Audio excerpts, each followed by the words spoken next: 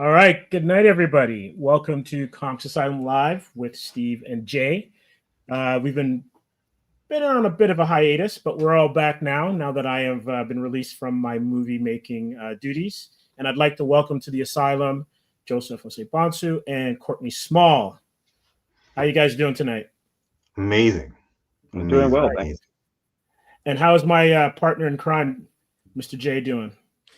It's been a long time, so I'm glad to be back and very excited to be talking about the topics tonight because a lot of things to talk about.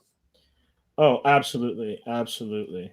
Um, First of all, we're going to start with Sinners. Sinners, I would say, is probably it's like the thing hitting the box office right now. I can tell you that I saw it. Okay, out of the four of us, how many of us have seen it? Yep. Okay, I've, so I've three heard out of so many four. good I've heard so many good things about it. All I've right, heard so Jay, so Jay, many. you're gonna jump in and you just can contribute what you've heard or what you know about it. Sure. Um, I'm gonna start it off. I left the theater and my head was exploding. There was so much to download and process from that movie. It's a visual feast, great script, tour de force in filmmaking, and man, does it say a lot. It says a lot about a lot of things. And we're gonna. This is. I hope you guys don't mind. We are gonna go into the spoilers on this one. So if you haven't seen it, Jay, I'm sorry I'm ruining the movie It's all going good. experience It's for all you. good. I'm looking forward to it because I like the trailers alone give a certain impression, and I've just heard so many great things about it. So I'm excited. I really am. So. All right, so we're gonna kick it off with Courtney. What are your thoughts on it? I absolutely love the film. I, to me, Ryan Coogler has not missed yet, and this just shows that he is one of the. I'm gonna say he's actually underrated as a filmmaker because Sinners is a film that came out that I know I'll say was within the black community, a lot of people were really hyped for, but it seemed in terms of the greater movie world people were interested, but no one was quite as hyped until Ryan Coogler did that whole film demo about the different film reels and how the film was shot. And then all of a sudden, people got really interested in the film. And I think that's also indicative of just how talented he is. Because what other filmmaker outside of Scorsese, maybe Tarantino, could talk about the process of movie making for a film that you haven't even seen yet and have a whole generation be like, oh, wait, we really got to go see this film. And not only go see it, but go see it in IMAX. And if you're lucky to see it in 70 millimeters, like people are really traveling to try and see this film, which is something that we don't normally get. And I think one of the beautiful things about Sinners and its success is I would say we haven't had a film maybe since Barbenheimer where people were enjoying the film but also discussing it on several levels. Like with Barbie, they talked a lot about is it feminist, is it not really feminist? Oppenheimer was all about, well, should we be talking about a man who was a brilliant mind but also resulted in something horrific? Whereas with Sinners, people are talking about race, gender, religion, economy, history. Like there's so many facets that people are still diving into weeks after it's been released. So I think that's just a testament to Coogler and the film itself. And Joe, what do you think? Man, man, I left the theater with a huge smile on my face after this movie. Like, I'm not a horror guy, but this is one of the horror films I thoroughly enjoyed. And do you even call Sinners a horror film? Obviously, there's horror elements, but there's so much more in there. Like the commentary. There's a lot of commentary as far as like watching who you let in to your space, or in this case, watching who you invite to the cookout to like oh man, to like racial identity in the South, especially in Mississippi. So there was a lot of things that were touched upon, and I loved how Ryan Coogler weaves a lot of those subjects into a vampire movie of all things. So that's, and then just the way certain things were shot, like the cinematography in certain things were amazing. Like the party, the whole like juke, the whole juke scene. The dance scene is phenomenal. Was phenomenal, absolute phenomenal. The cast was amazing. Like as far as like Michael B. Jordan is concerned, with his with Smoke and Stack, some of the best acting I've seen him do in like years, and he's an amazing actor. Like you look at Black Panther, you look at The Wire, you go back to like The Wire, or a couple of episodes of The Wire. Like he's fantastic in this. Like he's reached God tier with Sinners as far as I'm concerned. So I agree with both of you. I would say when it comes to Michael B. Jordan and Ryan Coogler, they're in a groove right now. Like I think they've had enough time to kind of work together. They know how to feed off of each other, from Fruitville Station through Creed to now. They've got a lot of, I guess, like hours underneath their belt to kind of figure out what works and what doesn't work. And I don't think we've seen a synergy like this in a long, long time. Court, you're the film maven here, so you know there's like I guess Scorsese and I guess De Niro and Keitel, and so you know he was like they were working together really well. I guess who does Tarantino work with most of the time? I think it's like usually Antonio Banderas or like, it was like Keitel for a little bit. Yeah, he kind of goes. Tarantino kind of ventures like this. Christoph Waltz recently, right? He had like Buscemi and you know, so I think with Tarantino, he's always found great indie actors, but then he's also had a rep for like bringing actors that you wouldn't think about. You know, like he kind of revitalized Travolta's career at one point. Robert Forster and Jackie Brown. You know, Pam Grier back to like the mainstream. If you didn't know who Pam Grier was, if you weren't following, you know, 70s filmmaking, or you weren't watching the L Word, he introduced a lot of people. Like, so that's kind of his gift, but also with his writing. But I think, yeah, I guess you could say Scorsese and De Niro, Scorsese and DiCaprio are probably the most Spike and Denzel, maybe. Spike and Denzel, yeah, and you know, this is a spoiler rich look at it. Vampires, are they like the preeminent monster when it comes to horror? I would say so. Have they dethroned zombies and whatever? I think they're on the same tier as zombies. Because zombies, like, yo, the thing about both is that they're never ending threats. Like they'll keep coming. You'll keep infecting people, and you'll keep infecting people as zombies, and that thing will keep spreading. Same thing with vampires. You bite one person, that person comes in, you bite the next, and it just grows, right? So they're equally as dangerous. Yeah, and I think one of the things that, you know, kind of looking at the backstory and what really makes it a rich film experience is the fact that there are a lot of vampires that aren't vampires in the film, right? When you look at how society was back then, you know, whether you have the mob element or you have how government kind of plays a role in segregation, or even how the Klan kind of sneaks into the story a little bit. There's a lot of, you know, never ending scenarios where people are basically sucking the lifeblood out of either people or economies or society as a whole. Yeah, the term vampire really has multiple connotations now more than ever. I think people are starting to recognize how you know, vampires truly exist, but not in the traditional sense of how you know, the fictional versions of vampires have traditionally been portrayed.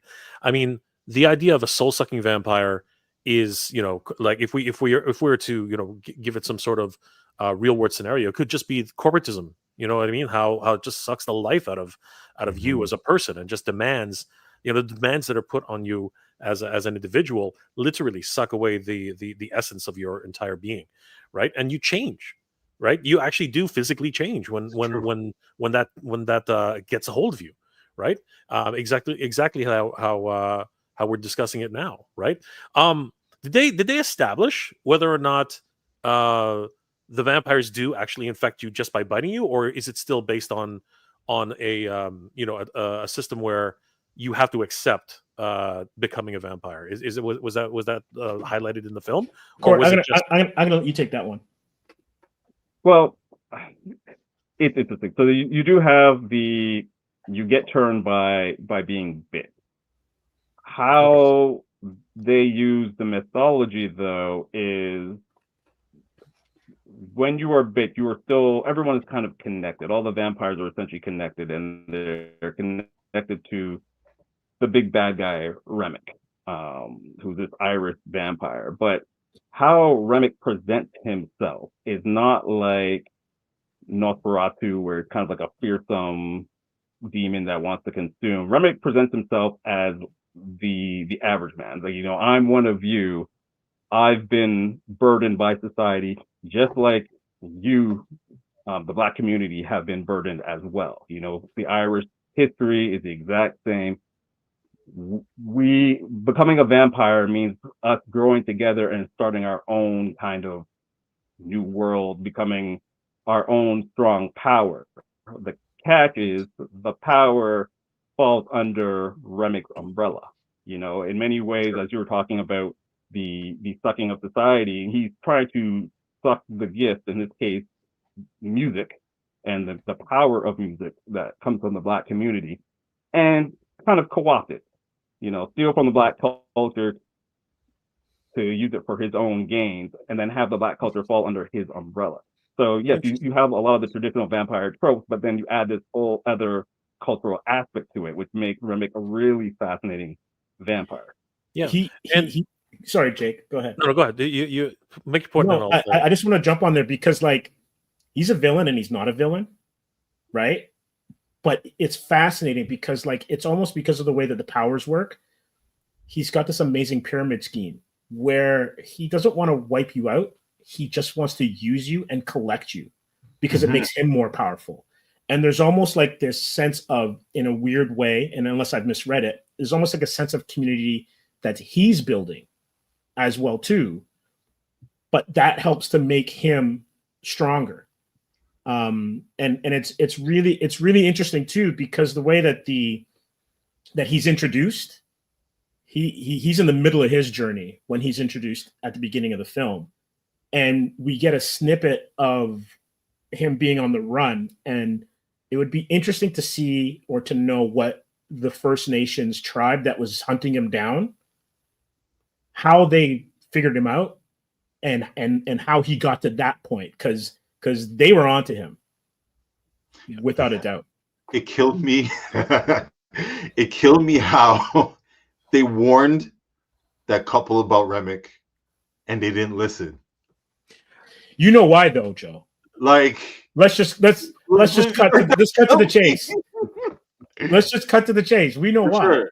Well, for sure. Because they'll never suspect him of doing any wrong because of who he is.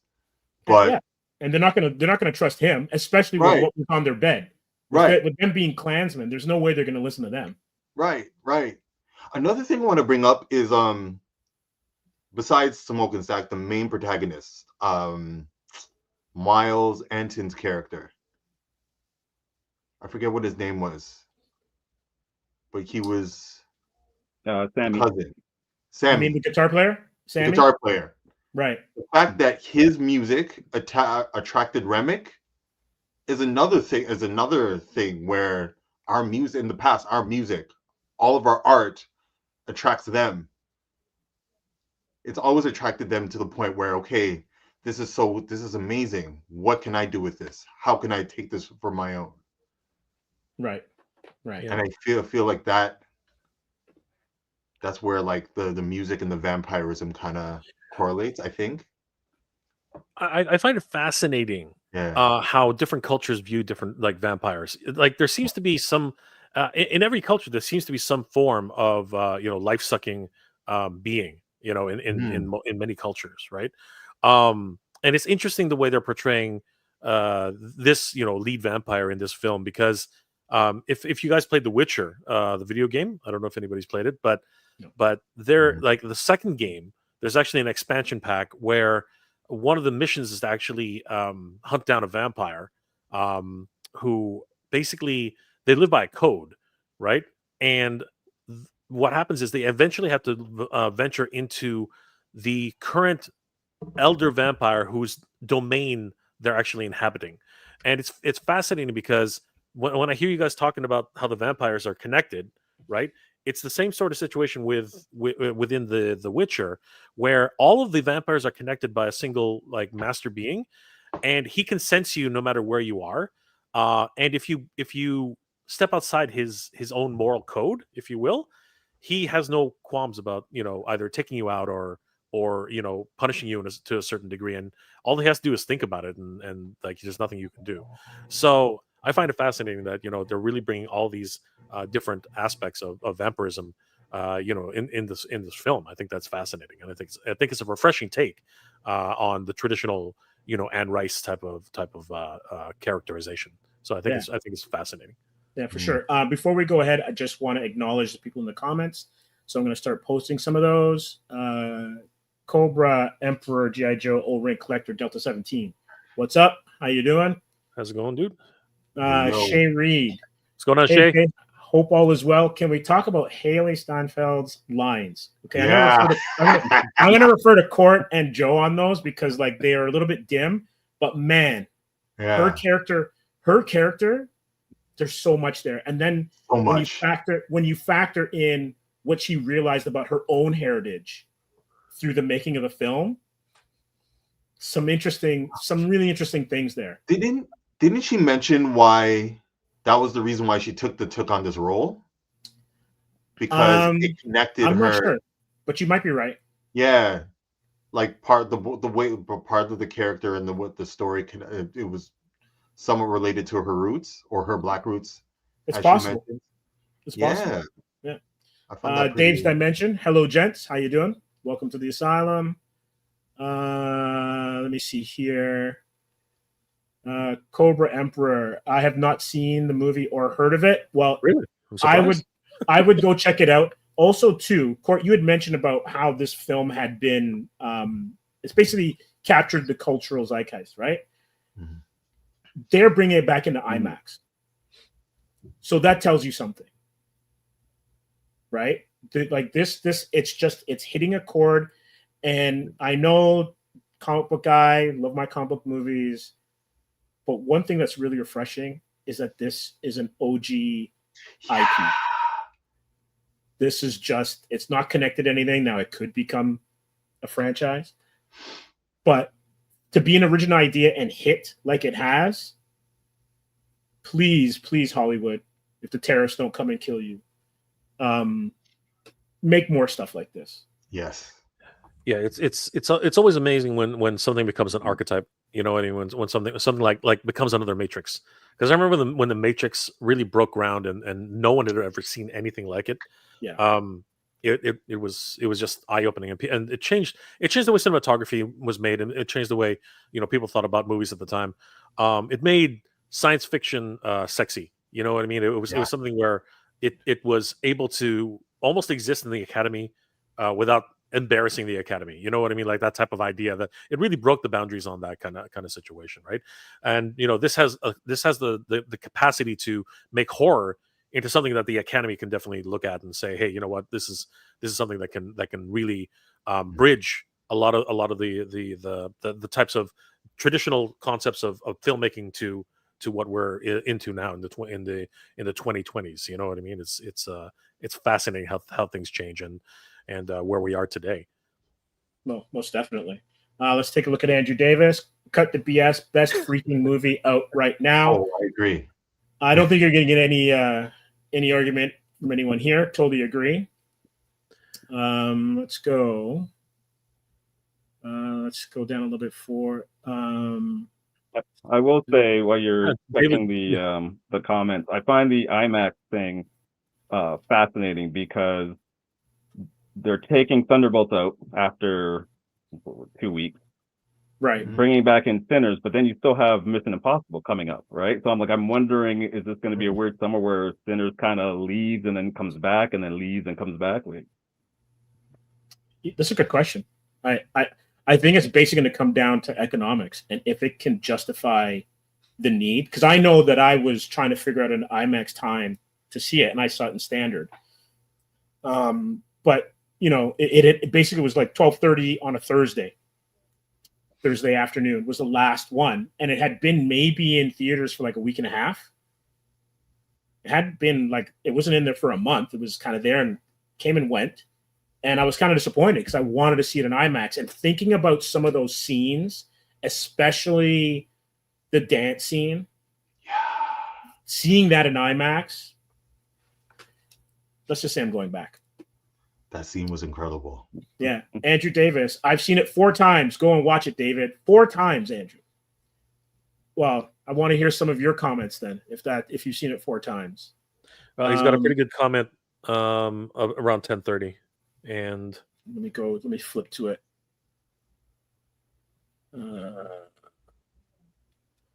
Haley Steinfeld stole the movie like Michael B. Jordan did in Black Panther.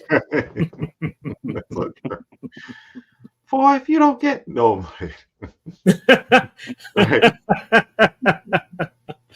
Yeah.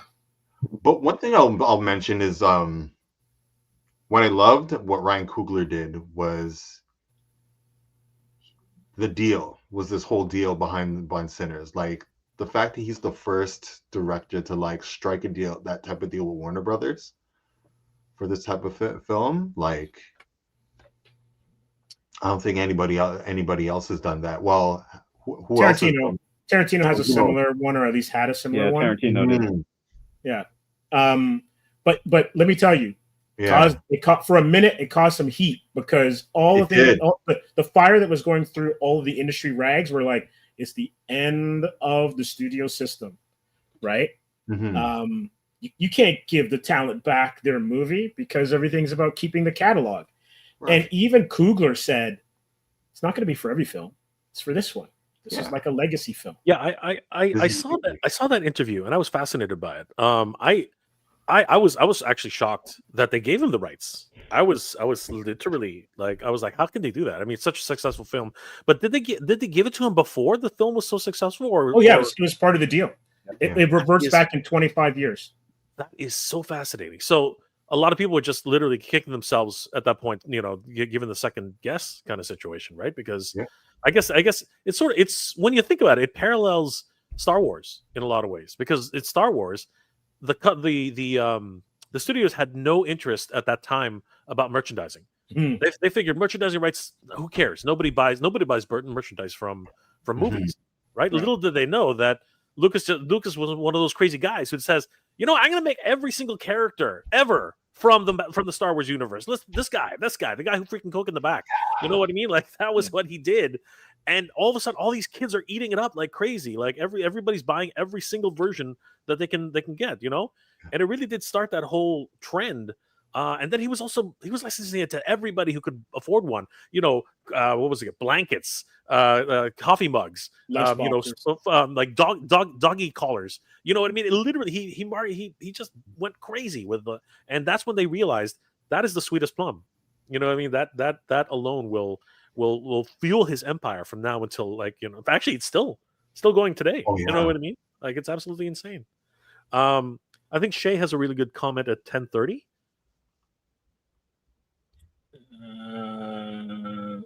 How do you feel about a Sinners universe? Yeah. Like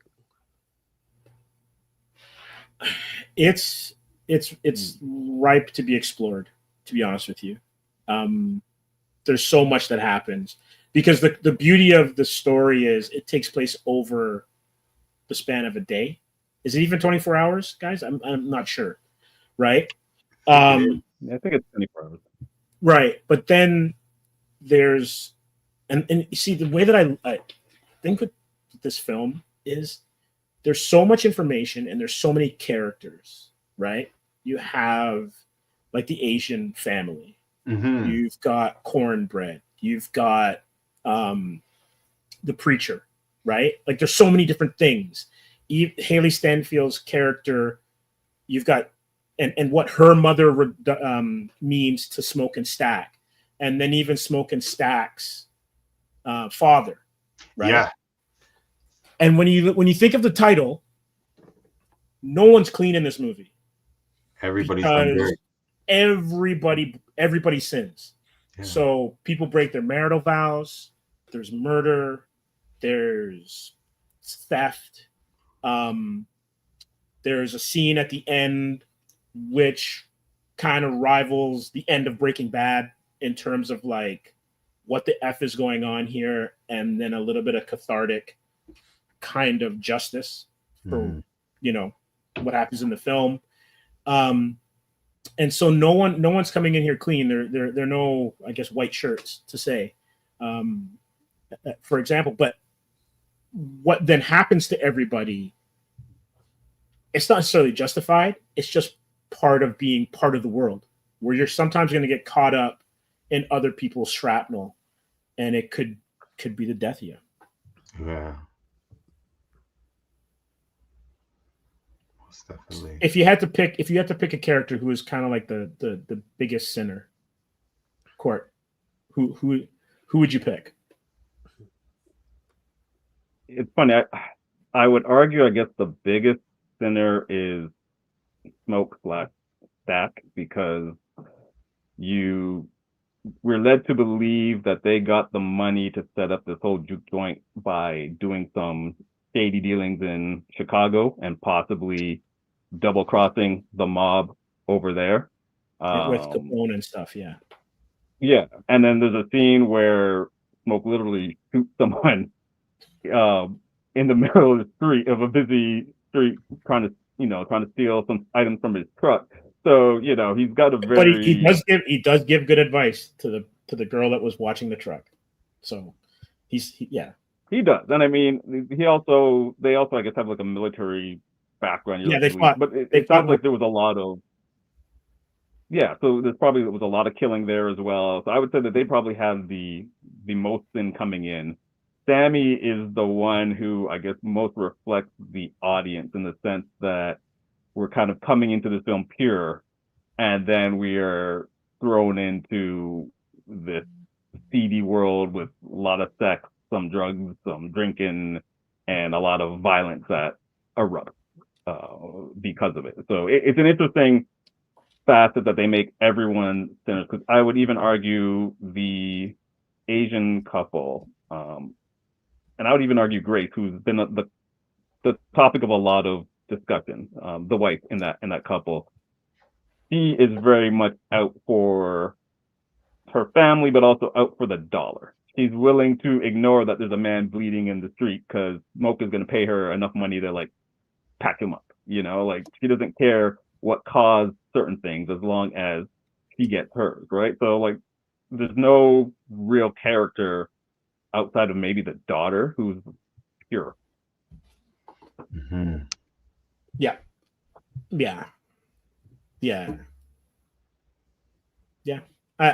I can agree with that. I'm going to give you a Haley Stanfield line. You've been robbing banks and trains. You can't take this for one night. Oh, yeah. I love that. Oh my goodness. Yeah.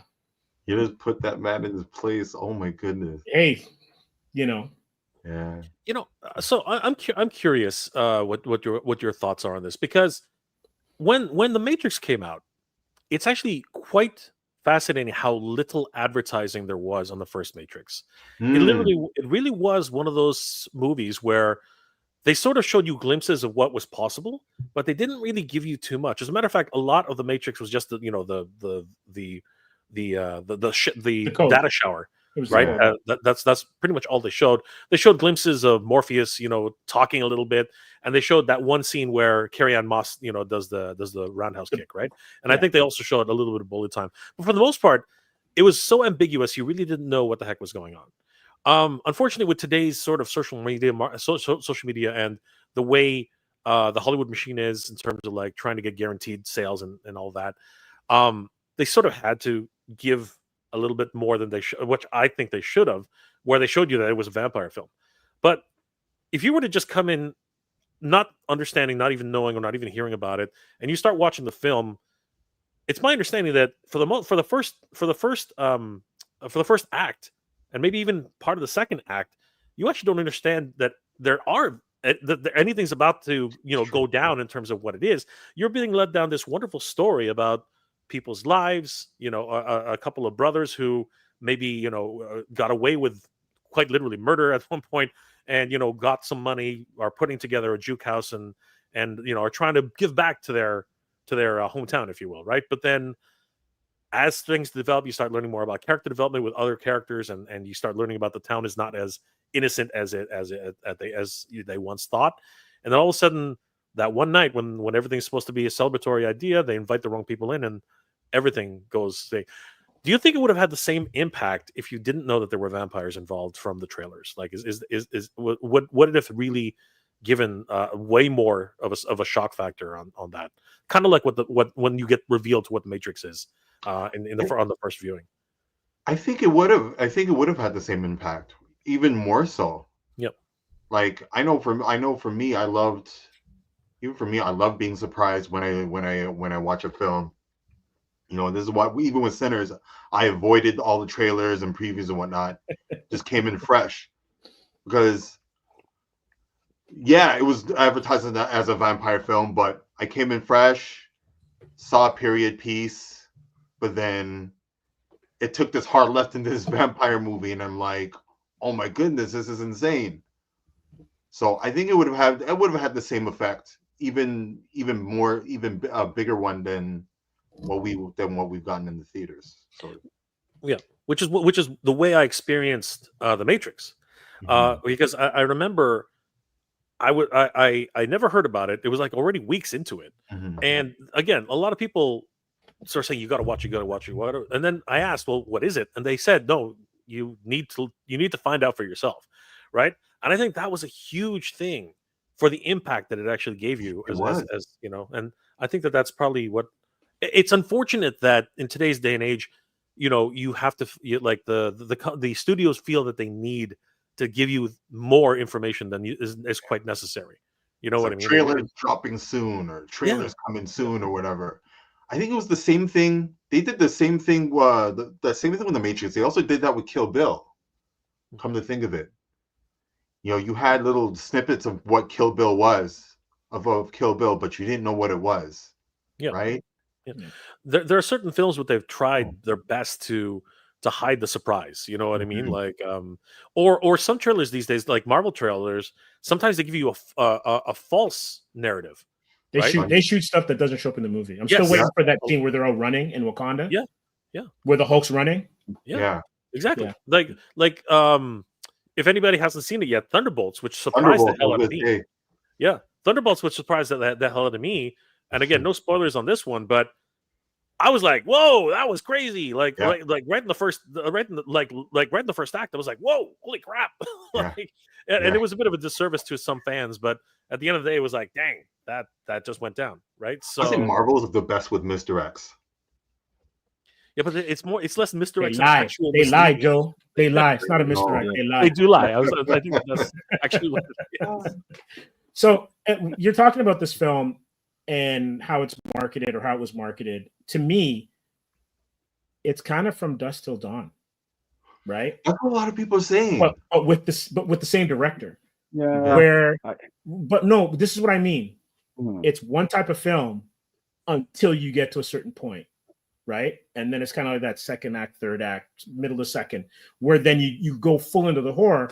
But like, if for some reason the theater broke down halfway between that reveal in both those films, you would think one would be a Prohibition era, Deep South drama, crime drama, and the Mhm. other one you think would be like a late 2000s neo-noir heist film, right?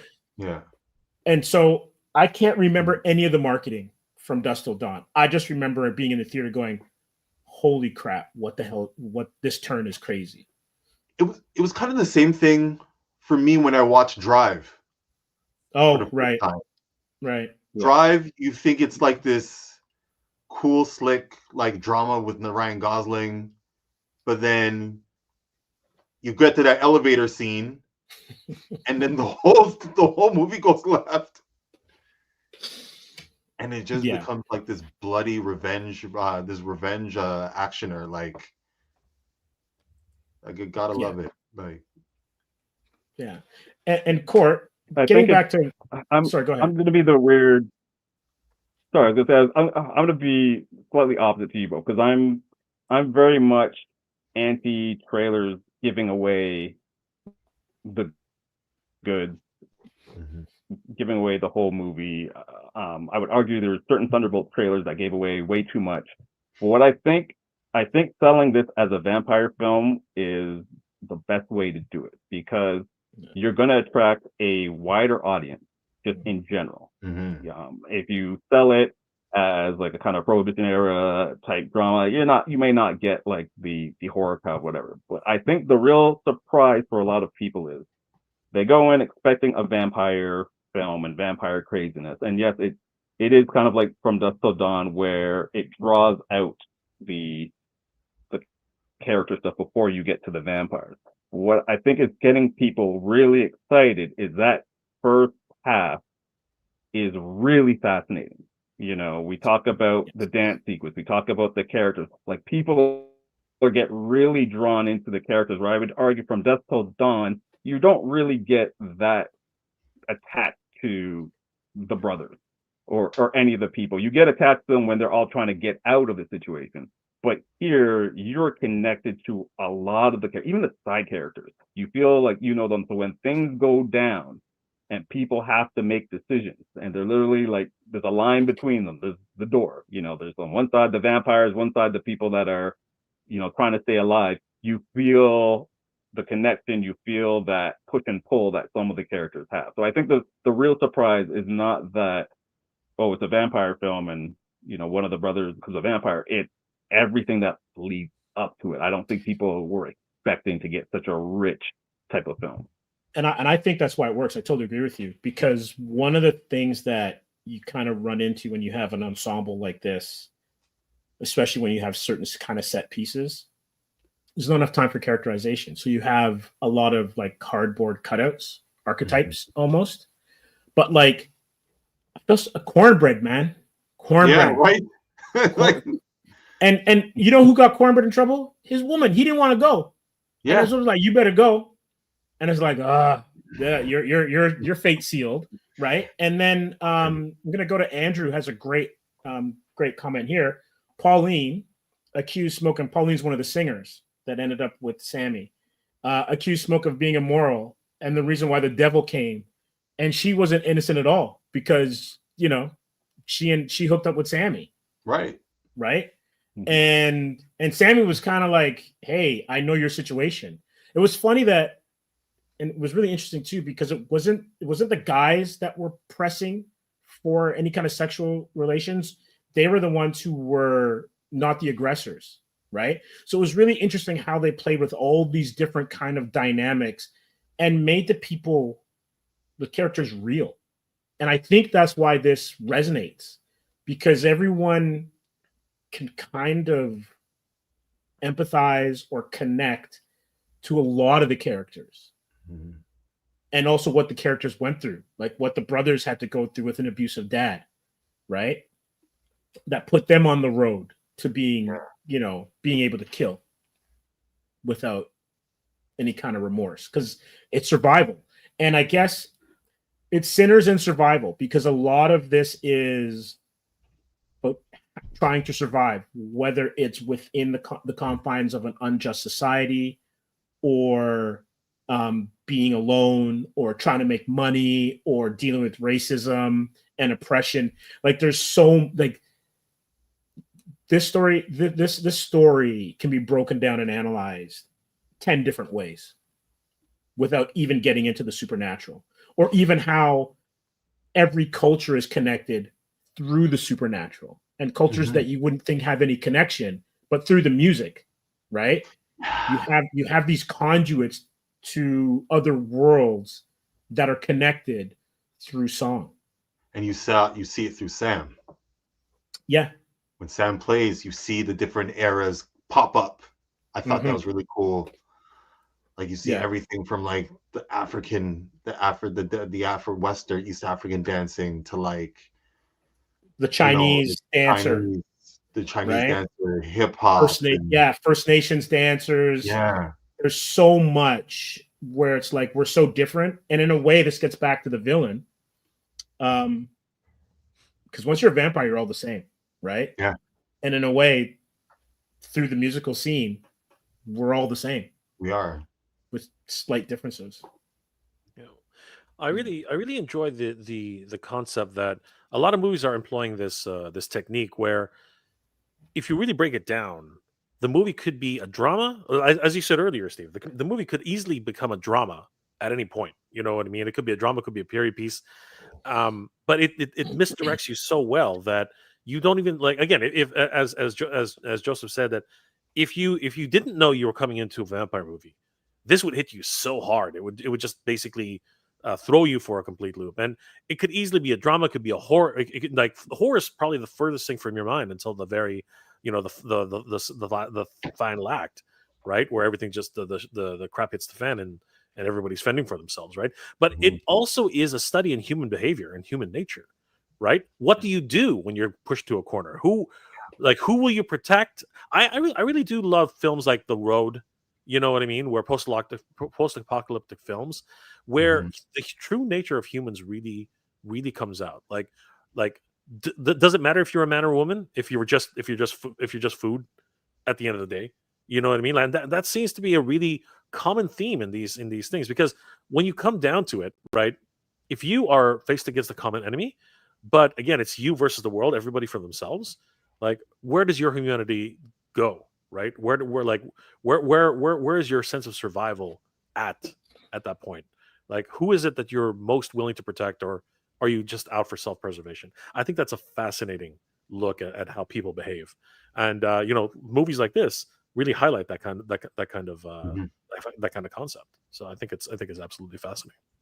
Yeah, Yeah. for This sure. this film feels very much like a precursor to what would happen later on in The Road. That's a great film to pull, because you see in this Mary Haley Steinfeld character believes, because of her whiteness and because she can kind of straddle two communities, that she can talk to Rennick and his Irish friends at the beginning and try and hustle them, not realizing that she's about to become prey to a much bigger foe than she ever anticipated. But even in her status in this film, where she's kind of like, oh, I've got a husband, I've got all these different things, she still feels that she has enough clout to pull a fast one on these strangers, simply because they're white, I'm white presenting,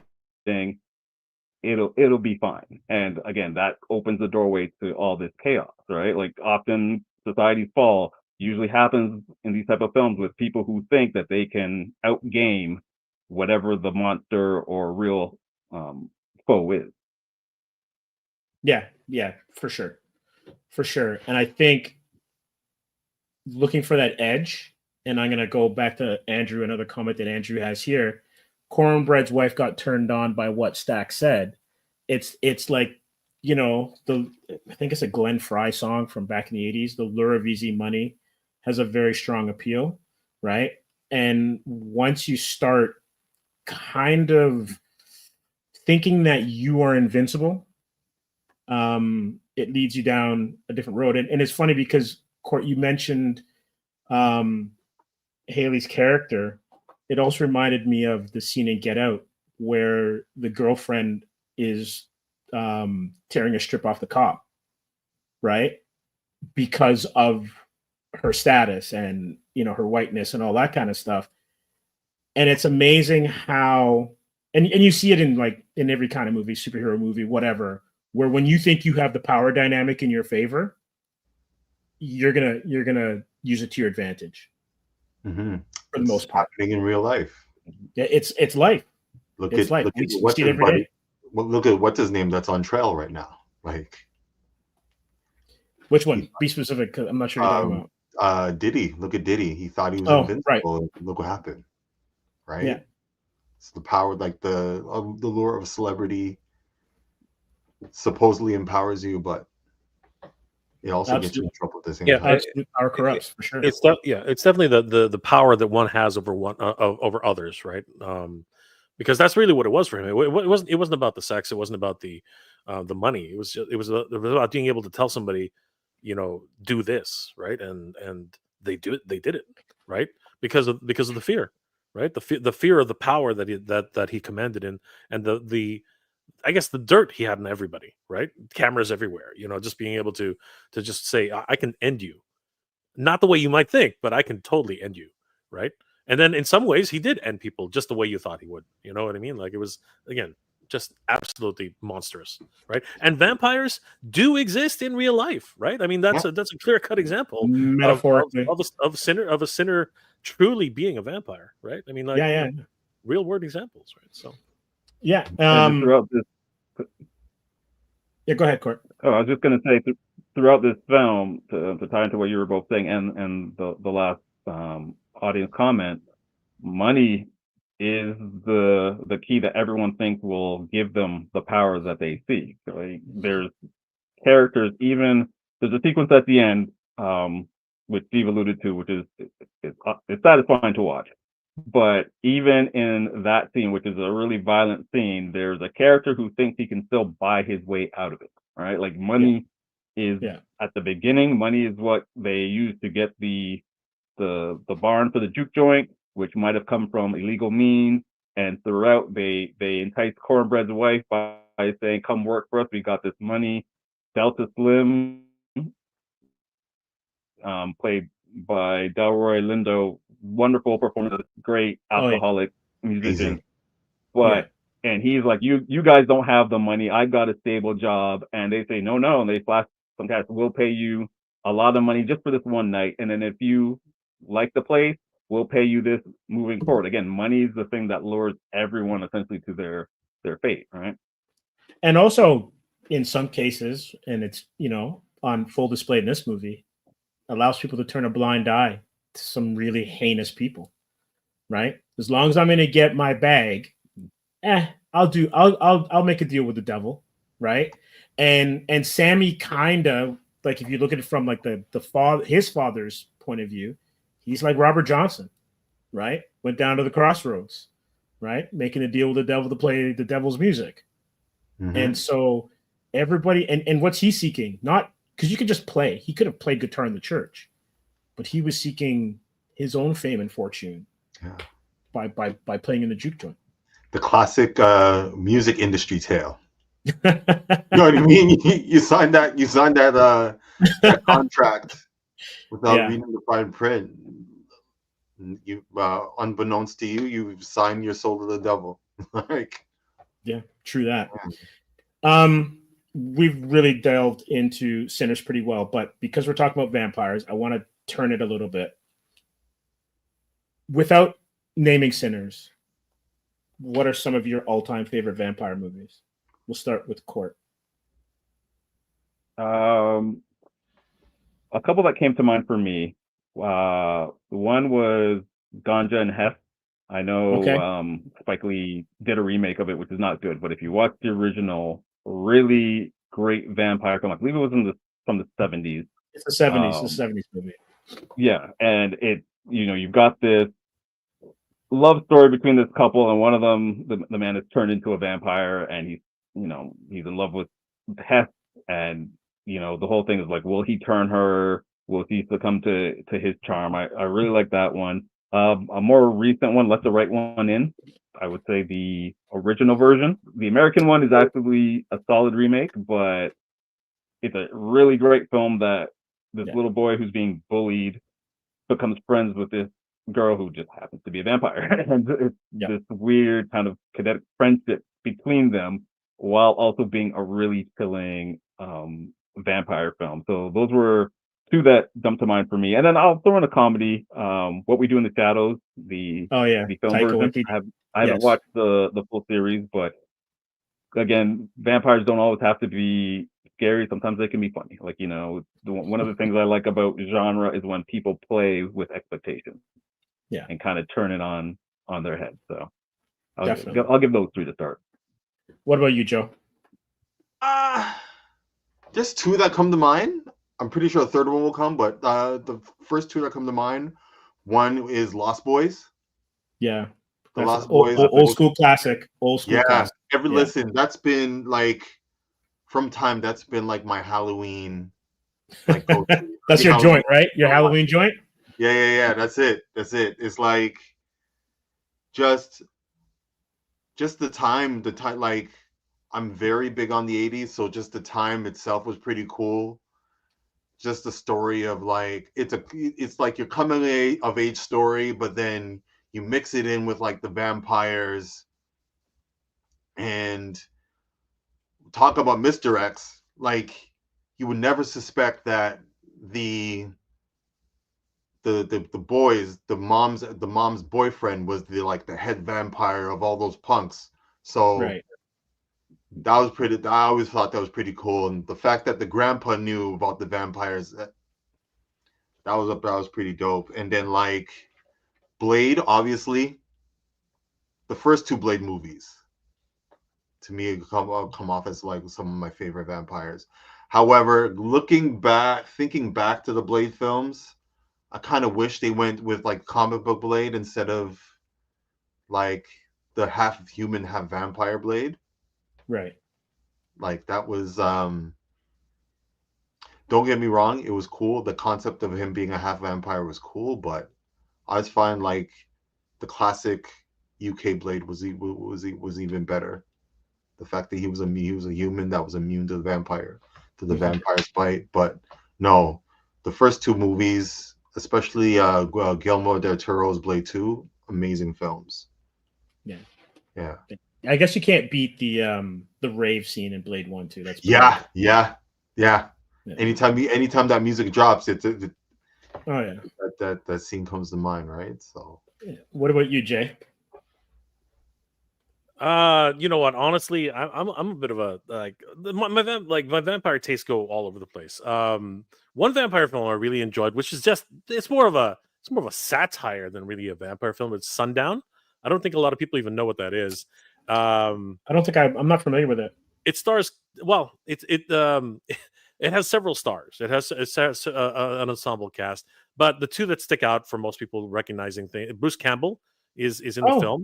Yeah. And David Carradine. It's basically about a town that's in the middle of nowhere. It's set in kind of modern, not exactly modern day, but it's more modern than anything. And the vampires there are just like trying to exist. And what happens is people just kind of stumble into the town, and it ignites a vampire war, where some vampires just want to live out, what remaining lives they have, while others want to just go and feast on human beings. And what happens is we see how David Carradine's character eventually repents for his kind's sins, right? And one thing leads to another. Let's just say that, and it's just one of these. It's kind of like a horror comedy kind of situation. But of course, anything with Bruce Campbell, it's going to be a fun ride, right? So that's definitely one of the ones. And again, it's just this campy film that I watched as a kid, and I really did enjoy it. I think everybody really enjoyed Interview with the Vampire. A very huge, kind of like lore aspect of what a lot of people take as canon for vampire lore these days. I always thought that was a really good film, and I really enjoyed the performances by both Brad Pitt and Tom Cruise. I thought it was a great film overall. And of course, one of my favorite though, a little bit more recent, I guess recent in so much that it's only a couple of years ago. Underworld. I really enjoyed Underworld. I thought it was a great new take on vampire lore. Um, this whole idea of the vampires versus werewolves dynamic, which has always been around, and showcase the idea that the vampires were the werewolves were once slaves of the vampires, and then basically because of one act, right?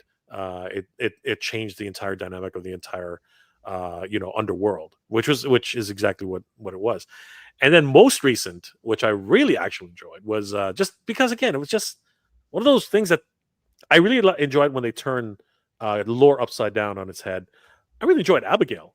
I thought Abigail was hilarious. I thought Abigail was surprisingly I good. thought it was good. That's actually on my honorable mentions list. It was really good. I really enjoyed it, and I thought, wow! Like when I went in there thinking this is gonna be your standard ho hum vampire film, and boy, did that just like it went nuts, and it was just so refreshing, seeing the whole story play out, and much like Sinners, you really do see the human nature come out, and how people really act, and the character development in the film, especially that scene where she just breaks down everybody's, like, she's like, I can read people like a book, and literally she did, and broke everybody down to this and this and this, and said, yeah, this is exactly what you are. This, and she won that dollar or whatever it was they were betting for. So it was a really refreshing take on the vampire lore. So I thought it was great.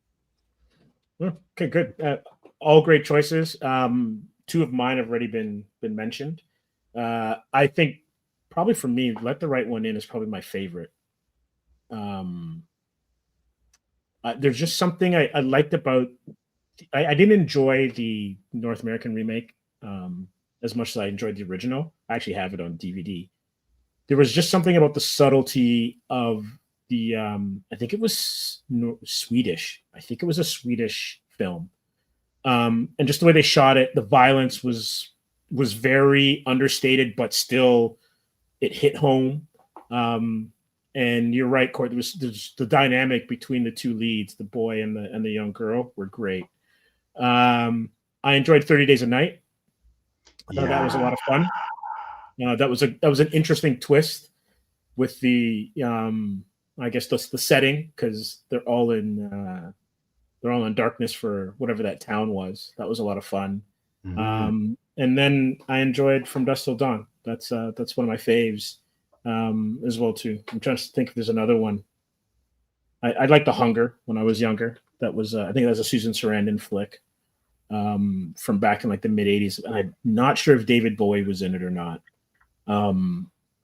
But there were some that I was looking forward to that totally disappointed me, like Vampire New York. I think that was the Eddie Murphy one, which was absolutely terrible. And there've been some terrible vampire movies. And speaking of a recent one other than Abigail that I enjoyed, because I'd never watched Bram Stoker's Dracula, I watched Nosferatu, the 2024 version. It was good. Like, it was pretty good. And then I ended up watching Bram Stoker's. I'm like, isn't it the same movie? And yeah, essentially, because they are, like, I guess the movie Nosferatu from 1922 is based off of the novel, but they made slight changes. So it's essentially the same story. Yeah. With that being said, would you say that we are in a golden age of horror right now? I would say so. I'd definitely say so. I think we're finally out of the hokey phase of horror, and it's now in a place where it can be taken seriously. Like, you have, like, even on top of Sinners, like, you have like your Megans, and then Megan was nuts. Megan 2.0. Courtney is waiting for 2.0. Yeah. Yes, I am. That trailer is something else, man. I know. But like some of the Blumhouse stuff that's coming out, all the top of Sinners, and then with like past films like Get Out and Us, like we're finally in it when it comes to, we're finally in a good place when it comes to horror. So I'm looking forward to what's next. What do you think, Courtney? I honestly think that we've kind of been in the golden age for a while now, but I think mainstream audiences and studios are finally realizing it. Horror is one of those genres that I enjoy, but I have friends who are far more well versed, and they're always giving me recommendations about stuff, and I'm like, oh, I didn't know that came out. There's Mhm.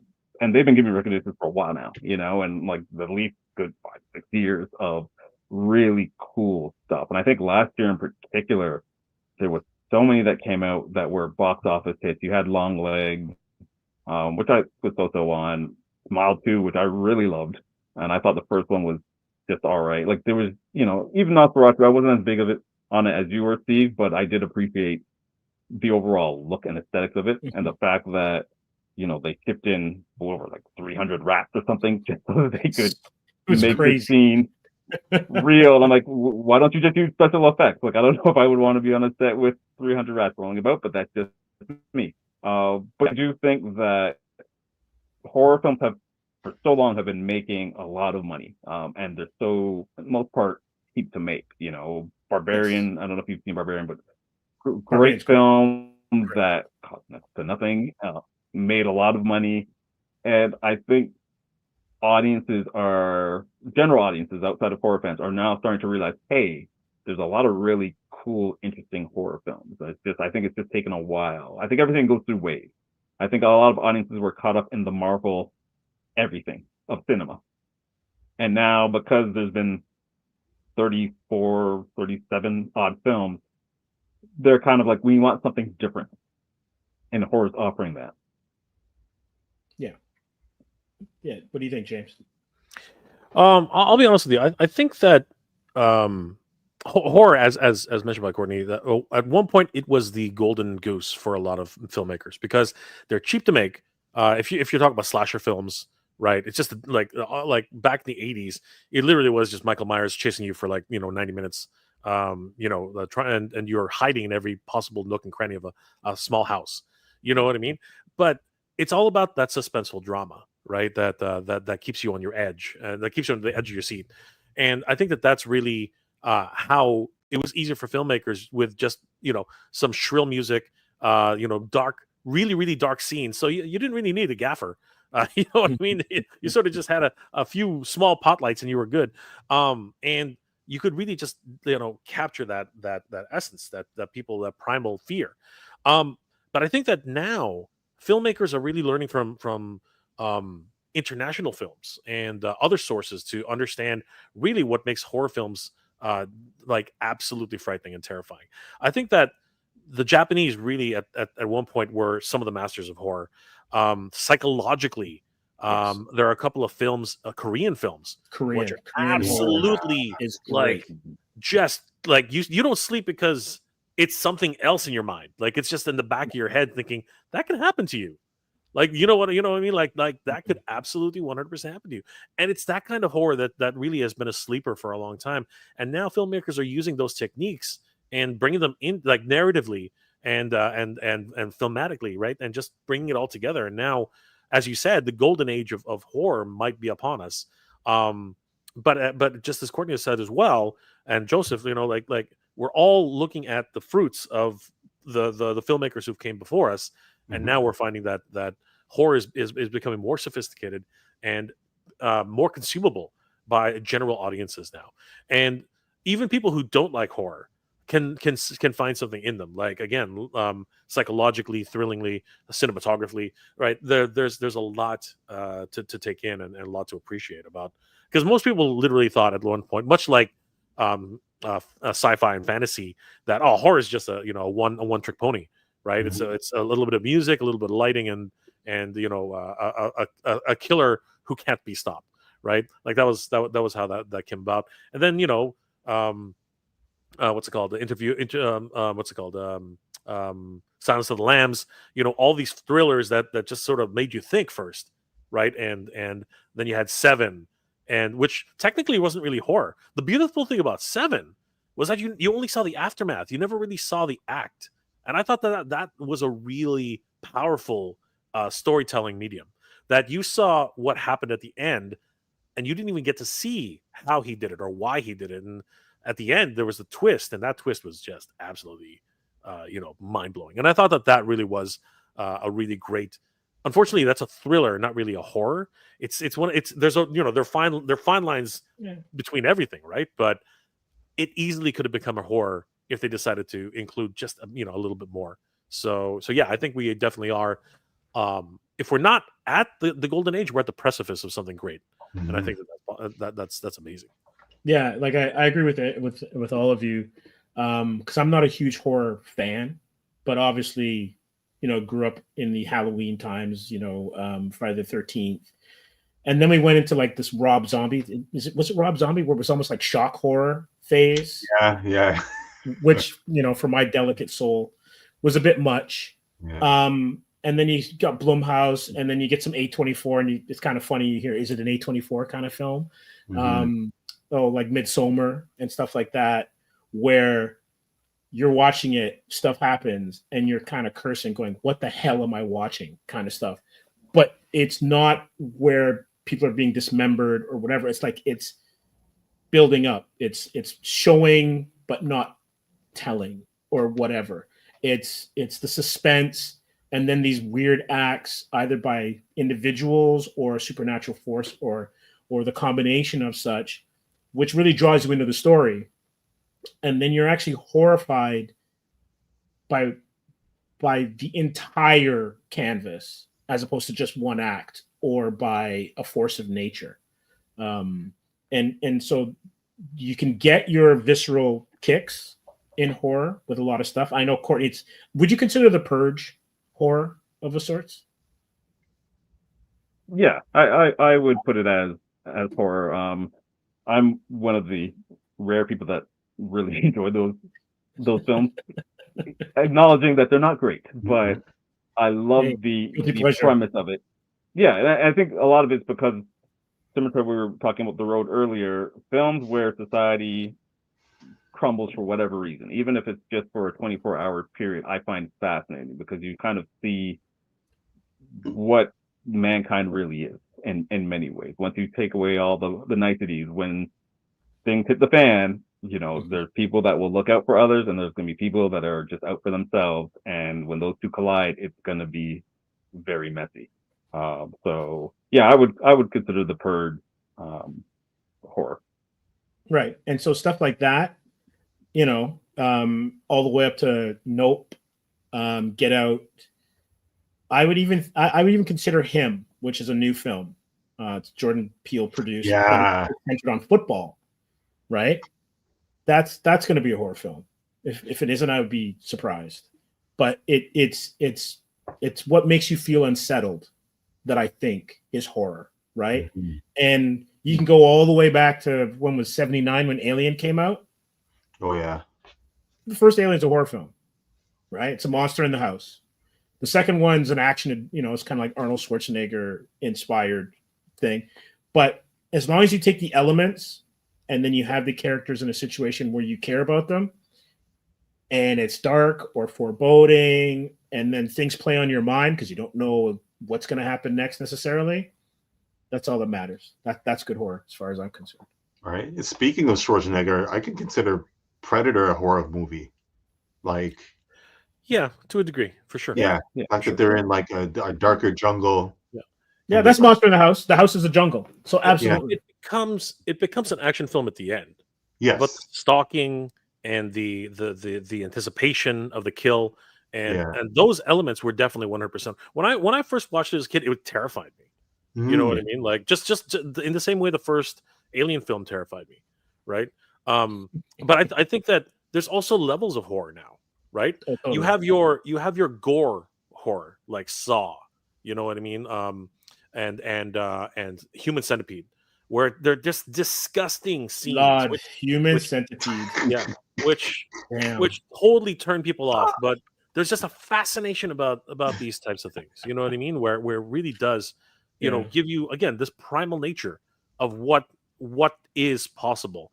And of course, Courtney brought it up. Like I also prefer the idea of society breaking down okay, maybe I should rephrase that. I enjoy when I see fictional aspects of when society breaks down and people are, which is why I think the Walking Dead does so well. Oh, totally. And why it's lasted as long as it has, because it does show how humans, will resort to violence and self-preservation, but there are other good aspects of humans which will band together and protect each other.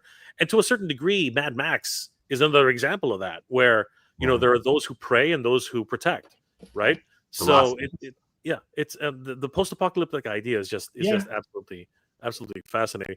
And I think Heath Ledger as the Joker really said it quite well.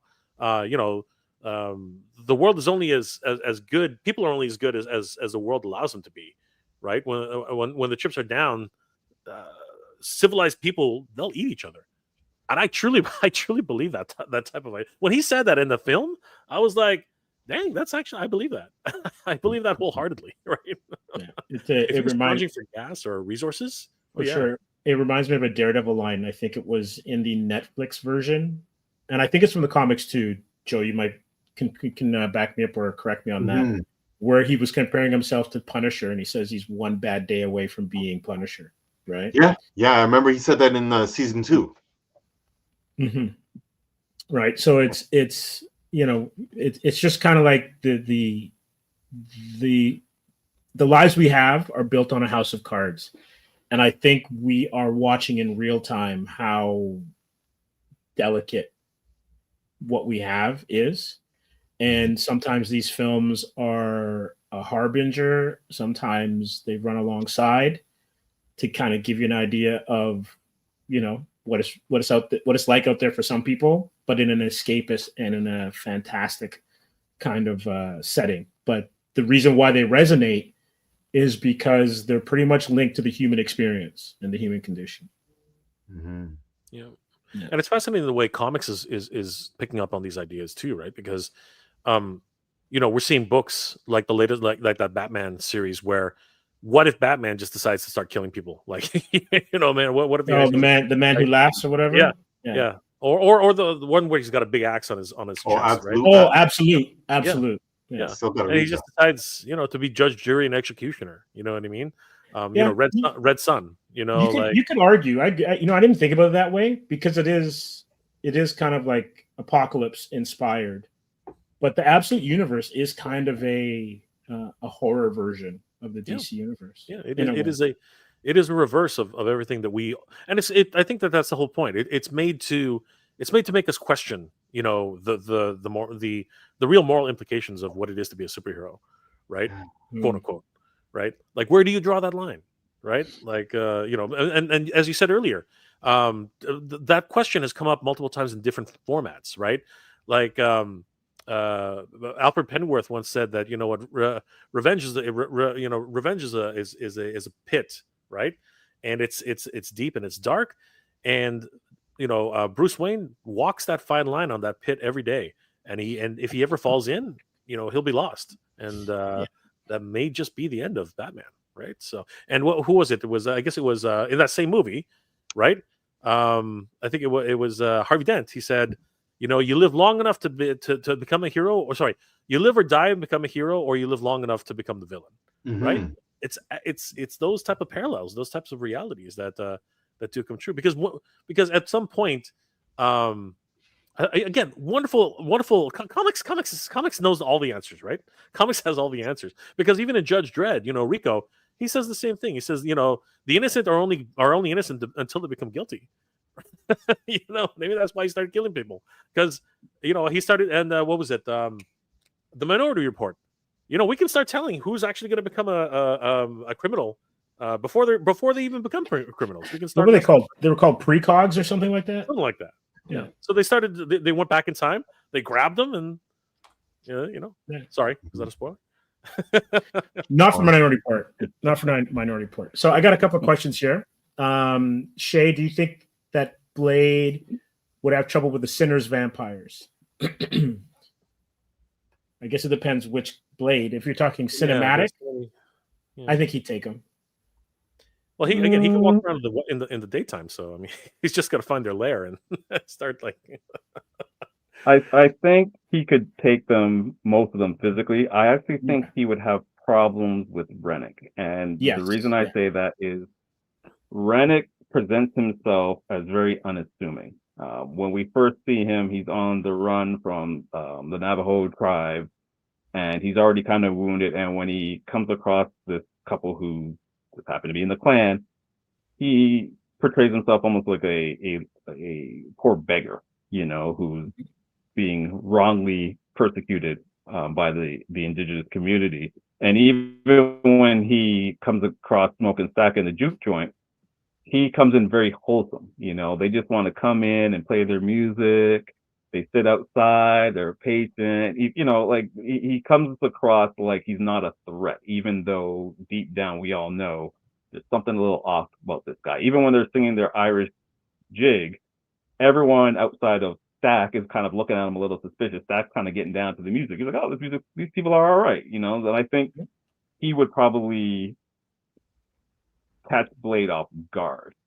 Physically, I think Blade could probably take him or take most of the turn, but I think he would give Blade problem when you do the whole brain versus brute strength.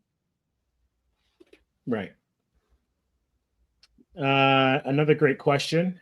Sorry, there's a comment. My favorite vampire movie is 30 Days of Night. So Shay agrees with me. Awesome movie. Andrew says, I'm not really into horror, but if Sinners is what you call a horror film, I'm all in. Oh, it's definitely horror. So you're now an official horror fan. And Andrew's asking Shay, are you only into vampire movies? Speaking of, before we shift, what would be the hierarchy of monsters? Would it be top 3 that are in pop culture right now? I say right now it's vampires. Vampires will always trumpet. Zombies second. Zombies / infected human. Yeah, like Last of Us type of thing. Yeah. Plant heads or whatever. Yeah. Mushroom head. Or what's number 3? 3. Or what comes in at 3? Shoot. I want to say maybe aliens? I was thinking xenomorphs. Yeah. But let's see. Do we have any disagreements? Do werewolves get any love? I was about to say. I was going to say like lichens. Do the lichens get any love? Yeah. Well, that's what I was going to say. I was going to say that the scariest monsters for me are the ones who are hiding in plain sight. You know what I mean? Those are the ones that really scare the crap out of me, right? Whether they be vampires or werewolves, because they can turn on you on a dime, right? Mm-hmm. But I think that it also depends on your definition of monster, right? Psychopathic killers are also quite good at that, right? Like again, it could be a Hannibal Lecter. He's your friend today, but if you break his moral code, like Dexter, for example, you break his moral code, and you're lunch meat, man. Like you're underwater in the next moment. Like it's just that kind of thing, right? Mm-hmm. But I do think that I think that psychopaths are a type of monster, right? So I think that is definitely for that. And of course, like I said, werewolves and vampires. I think that would be my overall kind of situation right now. Okay. Yeah, we'll see if Alien Earth changes that. Yeah, prior to Sinners, if we were just talking about popularity right now, I would say it goes zombies first. Because again, you said Walking Dead has been massive for a long time, but also Last of Us is really popular. And then, sort of what Jay would say, I would actually say like serial killers are. Think about the influence of true crime, the wave of true crime documentaries, podcasts. Like people are obsessed with, the monster that you kind of know, the monster that's living next door. And then, although vampires are classic, and you have interviews of vampire popular show, I would almost say like the supernatural, right? Because you forget we had a whole wave where it was like Insidious and those type of films Ring. where there was some type of supernatural being, and that was popular for a good couple of years, right? Like I think vampires have always been around. They kind of come in, go out, but I think vampires will probably bump up now because of Sinners. But over the last couple of years, most people seem to be talking about those three, in my opinion. And an honorary mention goes to the Viltrumites. Those mofos are scary. Okay, like you don't know what they're gonna do, and they can kill you within the blink of an eye. Just yeah. I think that goes for any superhero archetype. Yeah. I mean, if Superman was to go rogue, that's the whole reason why. Homelander. Those are the Viltrumites. I agree with you. Yeah. Yeah, that's the whole reason why Batman creates the superhero initiative, contingencies, right? Like he's got a silver bullet for every superhero he's ever met, right? That was again, like the humans, need to band together because the humans are so weak compared to every other metahuman out there, right? I think that's an absolute fascinating idea. Whether it be Homelander or whether it be the Viltrumites or whether it be any of these psychopaths, right? These people are absolutely have no morals whatsoever. They can take you out in the blink of an eye, and it's all about subjugation to them. It's all about power. It's all about, as long as you bow down to me, you're safe. If you don't bow down to me, well, you'll see, right? But it's amazing that there's only one Homelander. Yeah. Sorry, I was just gonna say, or I was just gonna say to your point, it doesn't even have to be about power. It could also just be if you're unstable with that power. Because I don't want to spoil it, but if you think of the Thunderbolts movie. I would argue the last act of that film kind of plays like a horror movie. There's a couple of moments where if Marvel really wanted to dig in, you could have had a really terrifying horror film, right? And just the idea of this super powerful being able to throw everyone into this big collective funhouse of trauma, that's a really horrifying idea if you think about it. Yeah. Characters like Arcade really come to mind, you know what I mean? And Mojo, right? Characters who can literally just take you out of your comfort zone, throw you into situations where you just need to survive, right? And all for the entertainment of a single being, right? World. Yeah. So again, the comics are everything. Comics are ahead of their time, guys. Come on, seriously. Yeah, for sure. Ultimate playground. This one's for Court. The Purge might be the scariest movie because society is heading in that direction. Possibly. I don't find those movies particularly scary in terms of execution, but I do find the idea chilling. And we're in a very weird state where some of the things that we've witnessed in pop culture that we're kind of like, oh, that would never happen. Now we're like, oh, maybe it might, which is kind of scary. All bets are off. All bets are off in some cases. Imagine if in the Star Trek universe, Vulcans just decided to release all of their emotional trauma in one day. The universe would not survive. Okay, 24 hours. The Romulans are dead. The freaking humans are dead. Like everybody's dead. Yeah, because they're so logical that when they turn illogical, they can just they'll just wipe everybody out. Even the Klingons are like, "Whoa, calm down." Yeah, exactly. You don't know yet. You don't know the giant who just woke up. Going horror adjacent. There's a reports that Ryan Coogler, getting back to him, he's going to reboot the X-Files. And he's apparently reached out to Gillian Anderson to be involved somehow. And she was on a British show, and she's like, if there's something, call me. But she's not kind of getting her hopes up or whatever. What do you think he would be able to bring to that franchise? That, as far as I'm concerned, I love the X-Files, but man, they kind of run it empty. So it'd be interesting to see what the reboot would be. We never did talk about cryptids.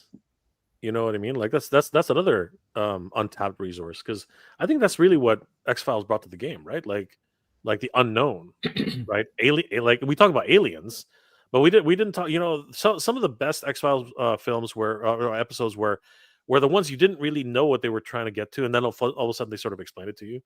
Like I really enjoyed the episode where there's a guy at a call center and he knows something that everyone else doesn't know. But again, it's those creatures that are in plain sight, like I keep telling you. You know, shadow people. You know, those types of cryptids. The Slender Man, I guess a lot of the kids are looking at right now, right? Like all these things that just make go bump in the night. You know what I mean? Those are some really crazy ideas. And you know, Pet Cemetery, right? Like just human possession, right? Ghosts, right? All these unsolved mysteries, right? Some really crazy stuff out there. Right. So Joe, do you think Is he planning to do it as a series? I don't know. That's a great question. I think something like that works episodically.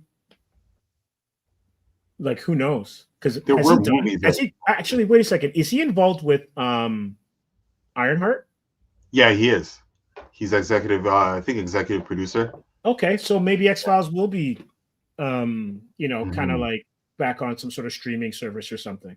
Yeah, and also Isa Wakande that's coming out. Right.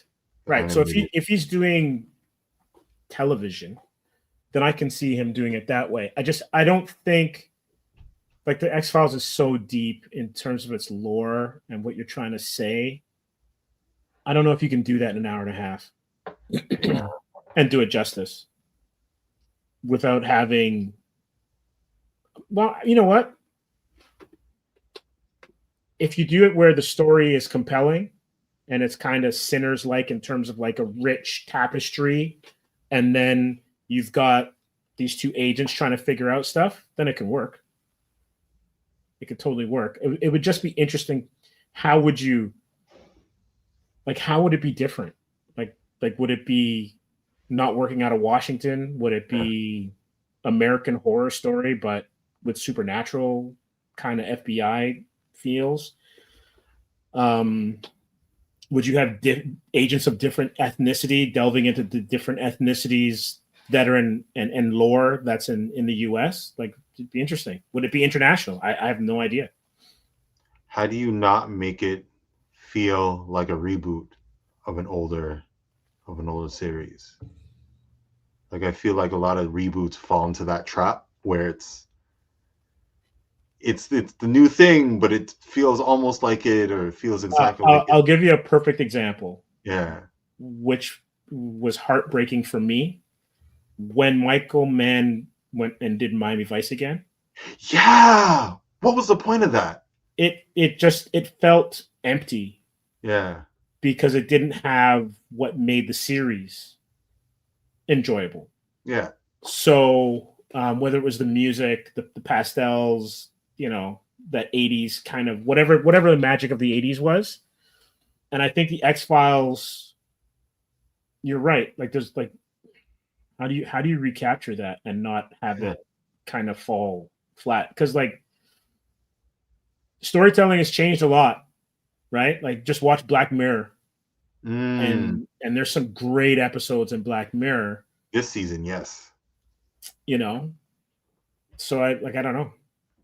How would you do it, Court? Well, I like the idea that you suggested of having different agents of different ethnicities looking at the cultural history of America and then finding the supernatural in that.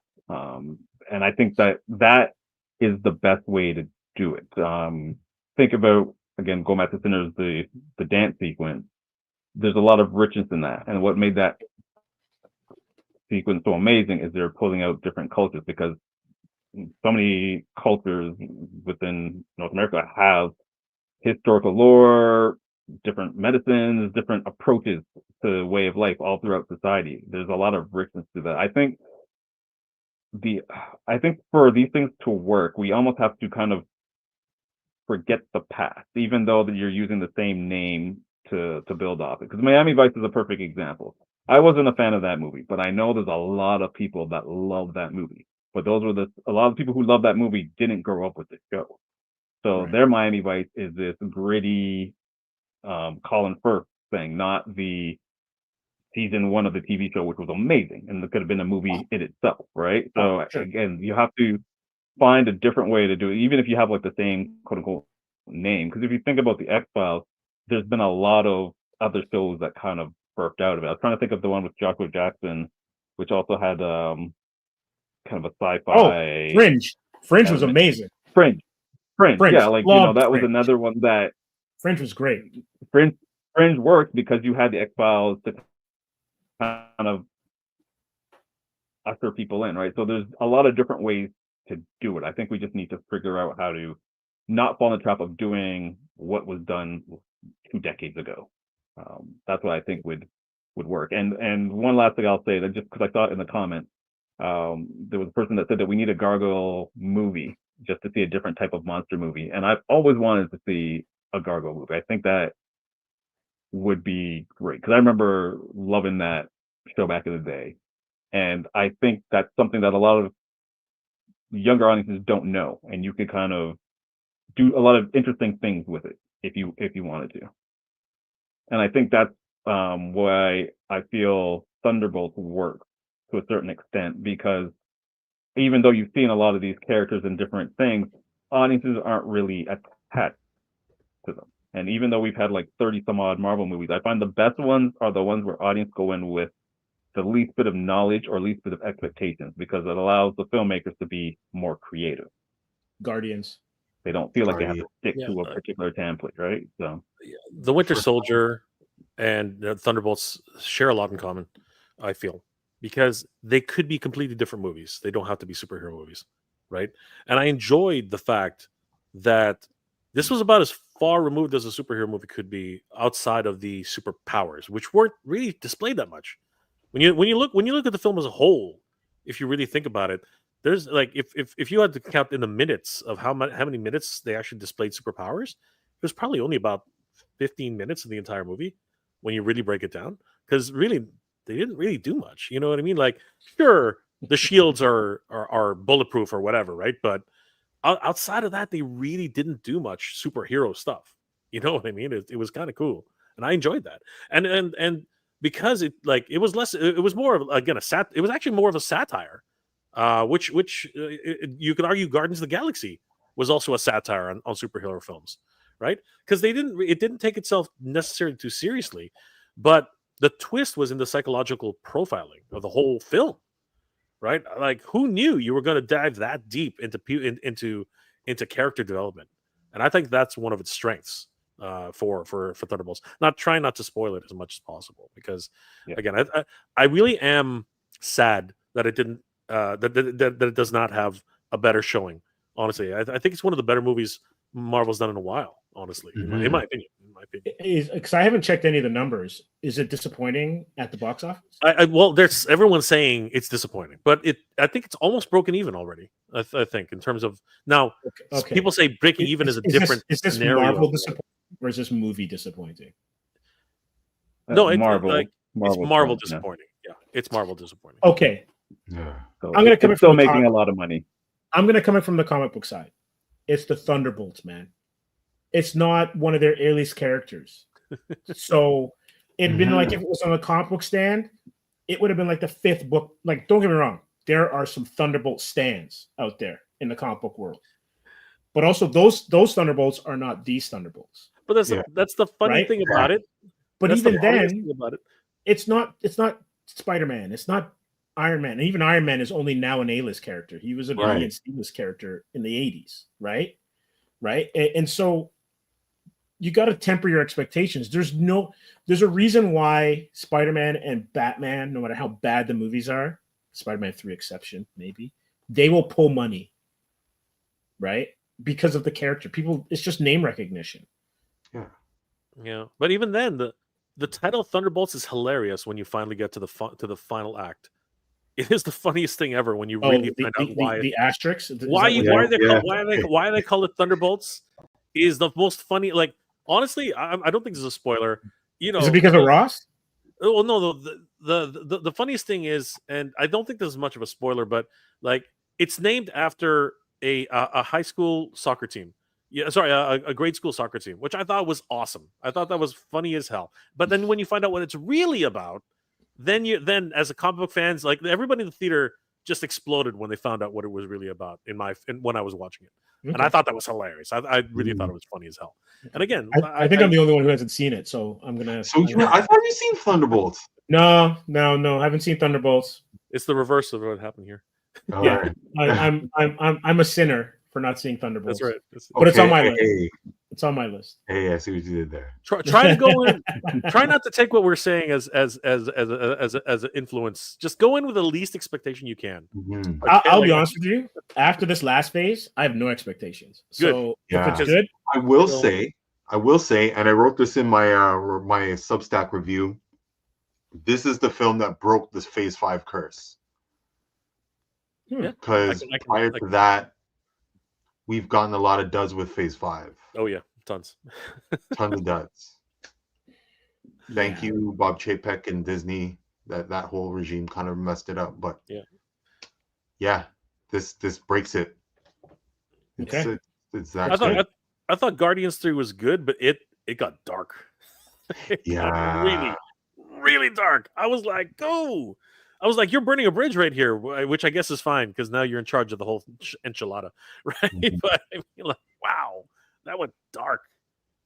Like, I'm surprised PETA didn't call anybody. Like, it was that kind of dark. You know what I mean? Super duper dark. well, the thing about this movie with a character like the Sentry, if anyone ever read Siege, right?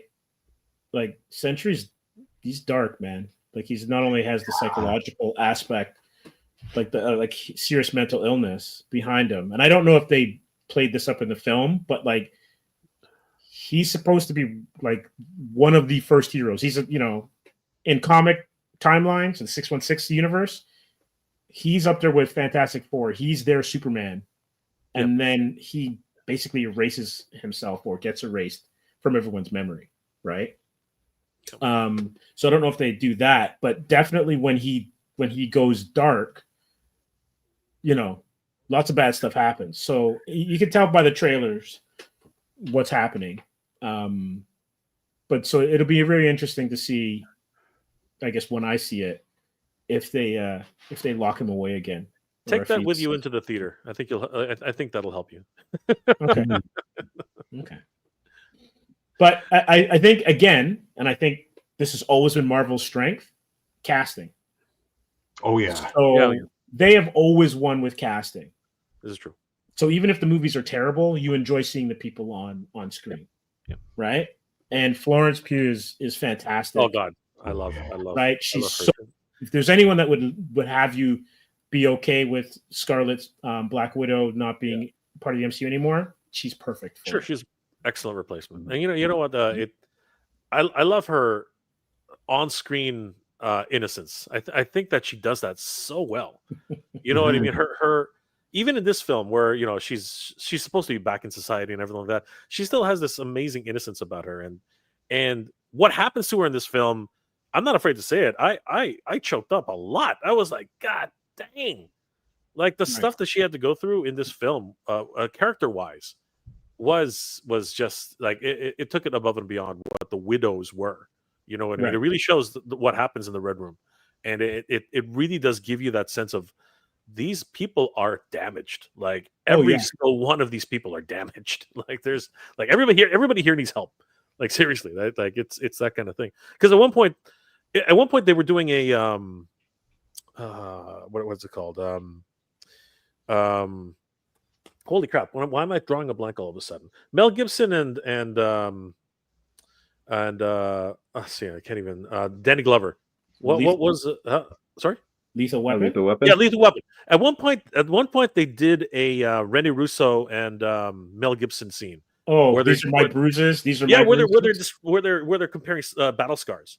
Right. At one point, they literally have all the characters on room just literally bantering off. Oh yeah, I'm this, and this is me, this is me, this is me, and they're like, oh, I can match that. This is me, this is me, this is me, and it was hilarious. Okay. And you're literally like, geez, Louise, this is like a battle of who's the most pathetic person in the room.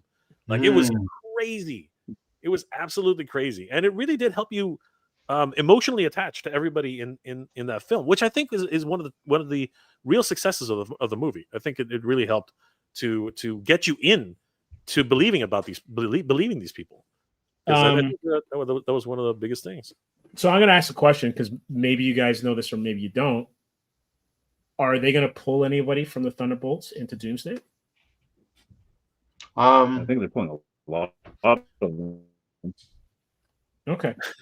I think the end credit scene is actually kind of like, there are two of them, by the way, so you got to stick around to the end. But I think the end credit scene sort of really tells a lot. But outside of that, I think that anything's possible now. You know, Yeah. again, just like anything. And there another really good thing that Marvel's good at is being able to bring worlds together, right? I think that's another thing that they're very good at. Being able to justify why one character is in this situation. Even to the point of you were expecting something else and then something else completely happened, but it was, I liken Thor to a really good example of that, where they were leading you down one path, but they realized if we keep going down this path, this character is the most boring character ever. We need to do something else with him. So they made him into, like, Ragnarok changed everything for Thor. I think I was pretty much done with Thor, and then they made Ragnarok, and I was like, oh crap, Thor's fun. It becomes this more swashbuckling, yeah, Asgardian, as opposed to like this like straight laced warrior, right? Yeah. It was the buddy cop movie we never thought we wanted. Yeah, right. It was like, Hulk and Thor, which they love doing that, right? And Marvel loves putting Hulk and Thor together, and they did it again. We're not going to talk about Love and Thunder, though. Okay. yeah. Yeah, it went up and then it went sort of down, pretty much. Yeah. I would say I always compare Love and Thunder, and I'm gonna catch some heat for this, but like Love and Thunder to like Batman Returns, where you give the director too much freedom. Oh, to Michael, where it becomes something different. Wait a second. It's not one of the Schumachers? It's not Batman and Robin? Well, him too. But like, you know what I mean? Like Batman. Yeah, I know what you mean. Yeah, and on that same train, it was the same thing with Wonder Woman. Wonder Woman Part 1 was incredible. Yeah, and then she literally like jumped the shark on Wonder Woman. Like, I don't know what happened. So problematic. Wonder Woman 2 was so problematic because Zack Snyder wasn't there. Man, he wasn't there. I'm not even going to get into it, but it's just really problematic. Like, so many parts. So many. Too many. That's the way they handle Steve Trevor. Ugh. Yeah. That was rough. That was rough. It's not good. Not good. Yeah. It had its moments. It did have its moments. Like, generally there were like the first act was the first. I don't know if you couldn't really call it the entire first act. But the first act, I felt like I was back in Themyscira. You know what I mean? I enjoyed the whole first scene. I was like, this is where I want to be. I want to be here at the whole movie. And then they fast forward to 88, and I was to 1980, and I was like, the thing is, if you have Kristen Wiig in a movie, and it's still, and you can take advantage of her comedic charms and talents and all that kind of stuff, and you're still kind of like, like, what are you doing? And Pedro Pascal, like, you look at the cast, you're like, hey, let's go for it. Max Lord, I think it's Max Lord, right? Yeah, Maxwell Lord, yeah. And it's kind of like, because Pascal's in everything, really. Like, there should be like a multiverse of Pedro Pascal. Yeah. Isn't he already a multiverse in himself? Pretty much. He's in everything. He's the Mandalorian. He's in The Last of Us. Reed Richards. He's Reed Richards. The man is literally Max Lord. You bring in his Narcos character, like he's everything, man. He is in every major universe ever made. I'm waiting for him to show up in DC somewhere. I'm pretty sure that's Max Lord. That he was in Wonder Woman. Yes, sorry, I forgot about that. That's right. That's exactly. Is he the Morgan Freeman or Gene Hackman of our times? Very possibly. Yeah. Not yet. I think he needs a few more years, because if you think about it, when Morgan and Gene became that version of them, they had done a lot of stuff, right? Like, we forget Gene Hackman had like a run in the 70s where he was doing like the French Connection, The Conversation.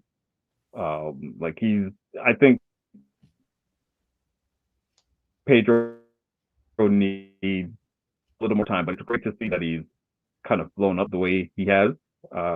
It would be nice to see him kind of take a break a little bit.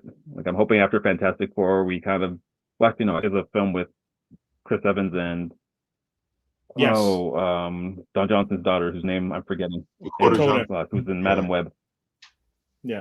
Yes, Dakota Johnson. Yes, I think they have a rom-com coming out, but maybe after that we get a little break from Pedro just for a bit. Can't though. He's in Doomsday. He's filming Avengers Doomsday.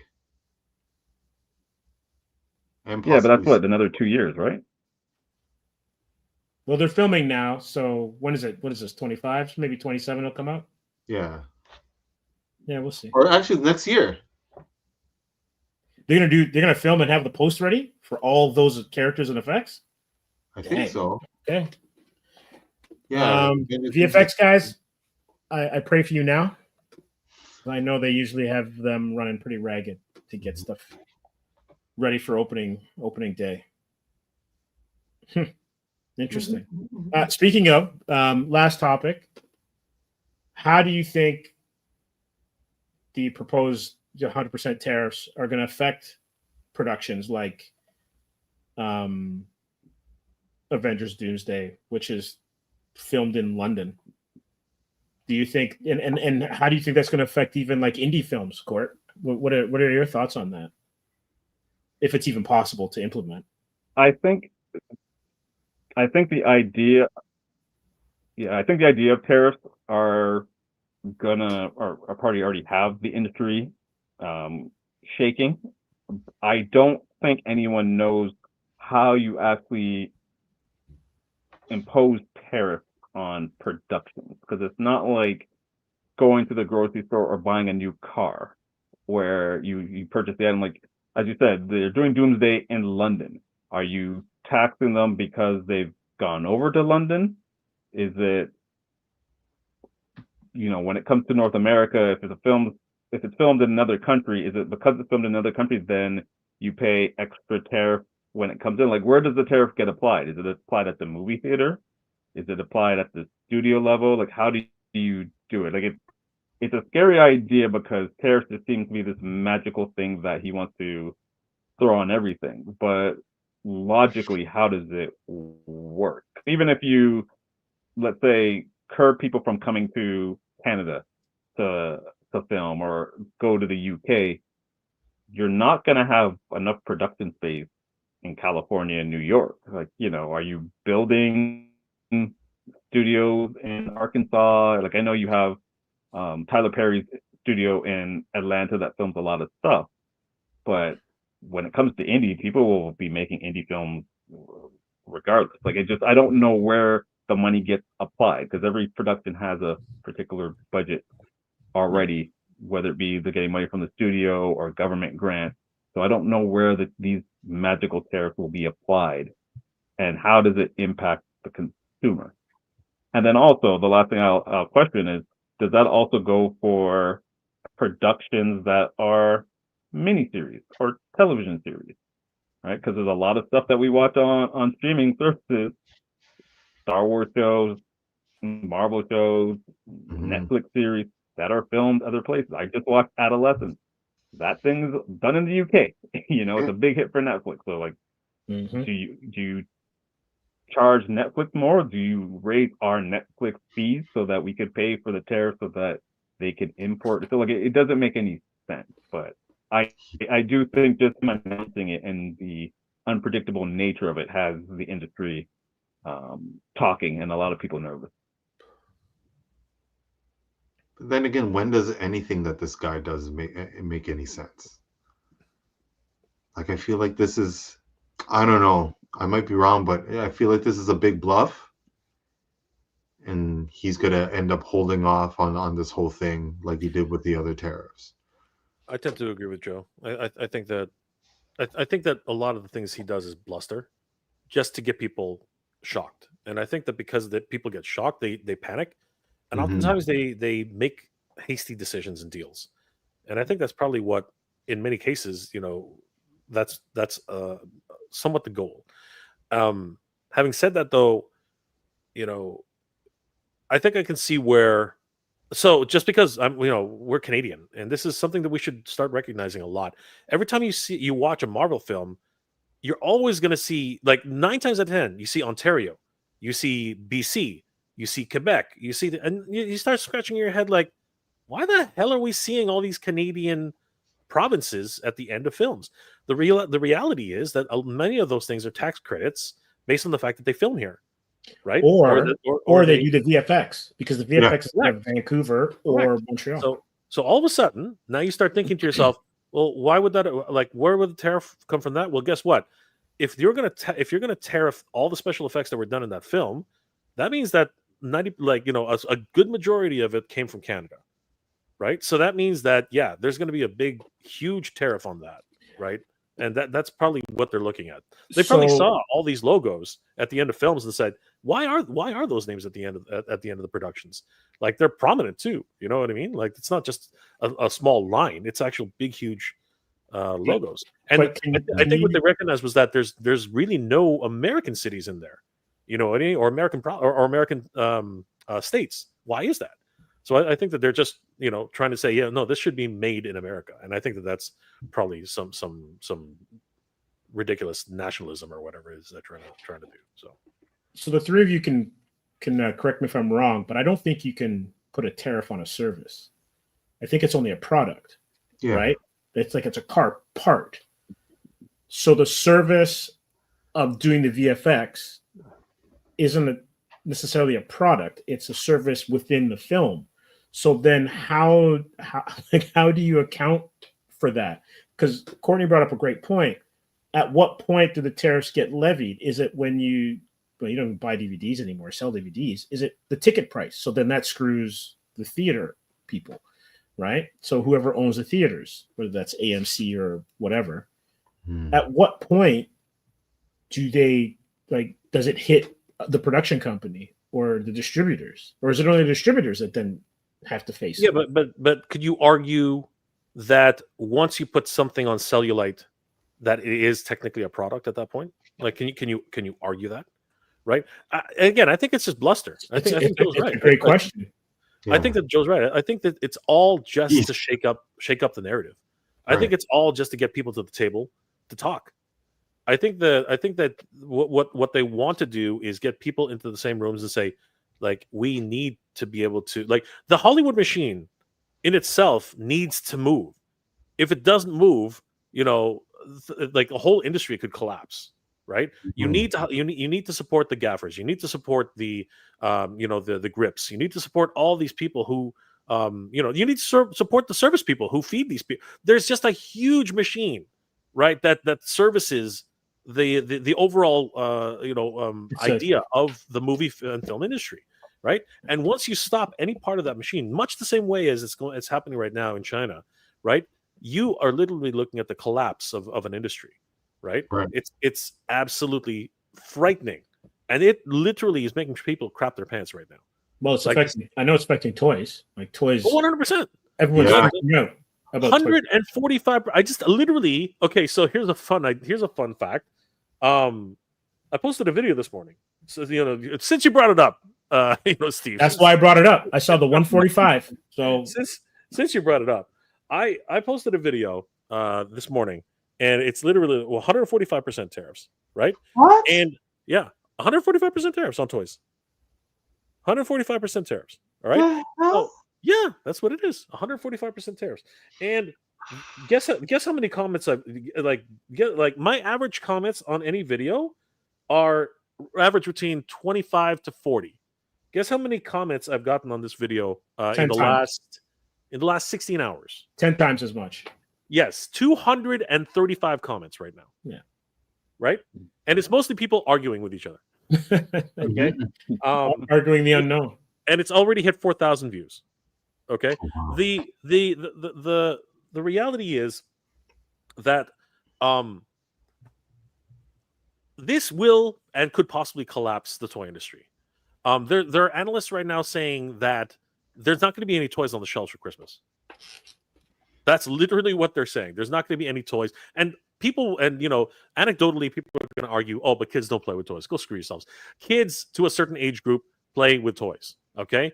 And to a lesser degree, adult collectors collect. Actually, you just got to look behind me. But like this is the nature of the beast now, right? And this figure right here, right? What's it called? Ezra Bridger from Rebels, right? Yes. If this was manufactured today, right now, right before, like as it's if it's going to put it's so this figure back, once upon a time, this was $25 Canadian, right? Once upon a time, like incredible to think that now, right? Today it's $35, almost $40 right now without tariffs.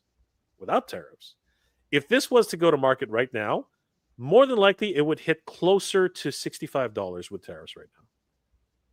That's staggering. So what would a place at or a vehicle cost? Like imagine that GI Joe destroyer. Well, it's Serpentor. Like, okay, so we got Serpentor with his air chariot, right? So this was Canadian. It was $65. I believe it was that close to $70, right?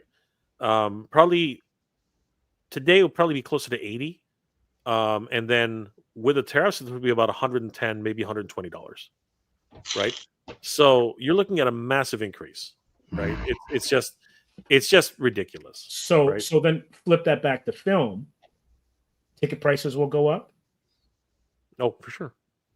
Absolutely. If you're in the theater, your popcorn is going to go through the roof because you gotta get popcorn's already popcorn is dirt cheap. Well, I don't eat the popcorn, so I don't know. So anyone who goes to the movie with me, you get the whole. Courtney knows you get the whole bucket because I'm good. But that means everything will go up. Oh yeah. Much less the budgets. And then I was even just thinking something as simple as how do you make a documentary? Because tons of documentaries are in another part of the world. They're not made in the States. But I thought he said the film industry, which is technically not. There's a gray area. There's always a gray area with these things. I don't know if he mentioned if it was like what Courtney said. I'm not sure if he mentioned if it was television or if it was documentaries or docudramas. I think he literally meant the movie industry. But if you might be right, but if I misheard, I may have misheard or misread this. I think it was the head of Netflix is like, we won't need theaters pretty soon. Their goal is to have everything on television or streaming.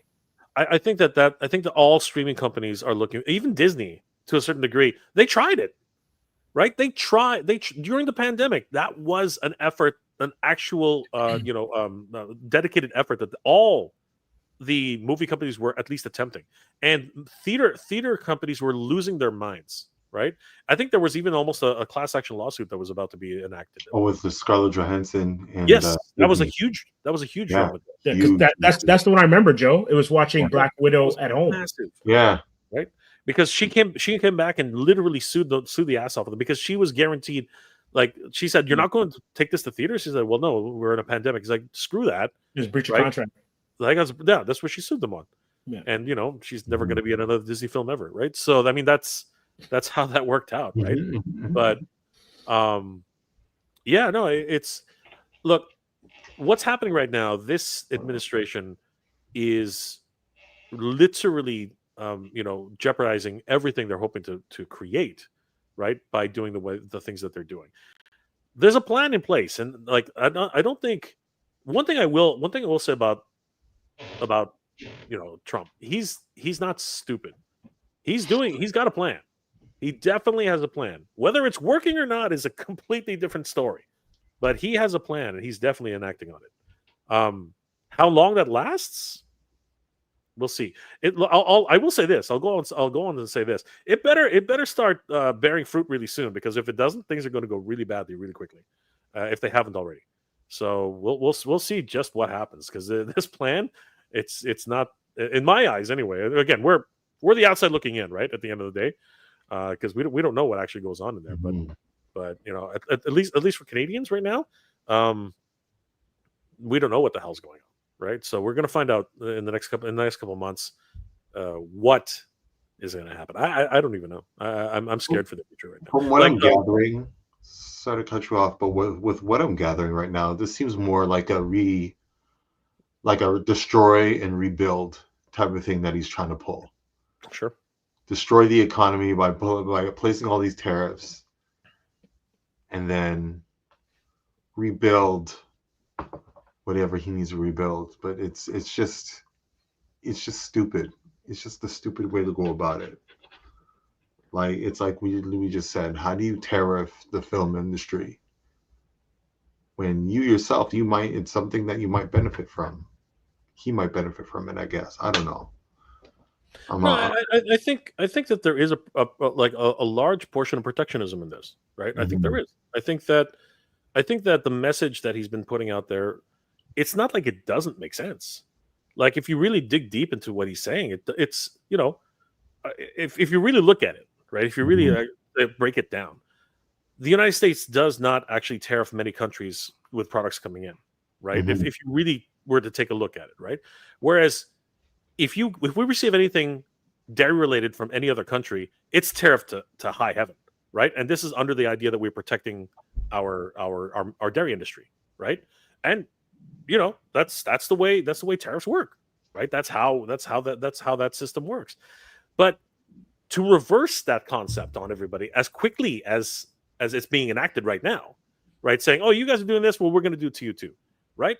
It has thrown the entire world into chaos, because for the last 100 years or wherever it is, that's always been the case. Like, everybody else is tariffing things that are coming into their countries, but the United States basically, oh no, bring our stuff. We like to buy stuff from you guys. Just bring it in, right? And that's, unfortunately, if that's the type of protectionism that they're hoping to achieve, and it's easy to blame just one. I'll put it this way: it is really easy to blame just one person. But let's be honest, it's not with just one person who's enforcing this kind of idea, right? There are a lot of other people who are behind the scenes doing that, like following that trend, right? So it's always easy just to say, oh yeah, it's Trump. But you know what? There are a lot of other factors that are involved. You can't Trump just is the face of it. It's fine, but that's the point. If there's going to be a fall guy, it's going to be Trump, right? But the whole machine itself doesn't work on just one man. Like, this is like a party. Like, it's a party thing. It's a political thing, and really, I'm tired of talking about it. Like unfortunately, we have, like, here in Canada especially, we have our own problems, and we got a lot of them. So you know what, we got to start protecting ourselves. There's one thing I'll take away from whatever it is going on and over there. We have to start protecting ourselves. I think that's really what it boils down to. Agreed. Well, with that, gentlemen, I agree that we have to.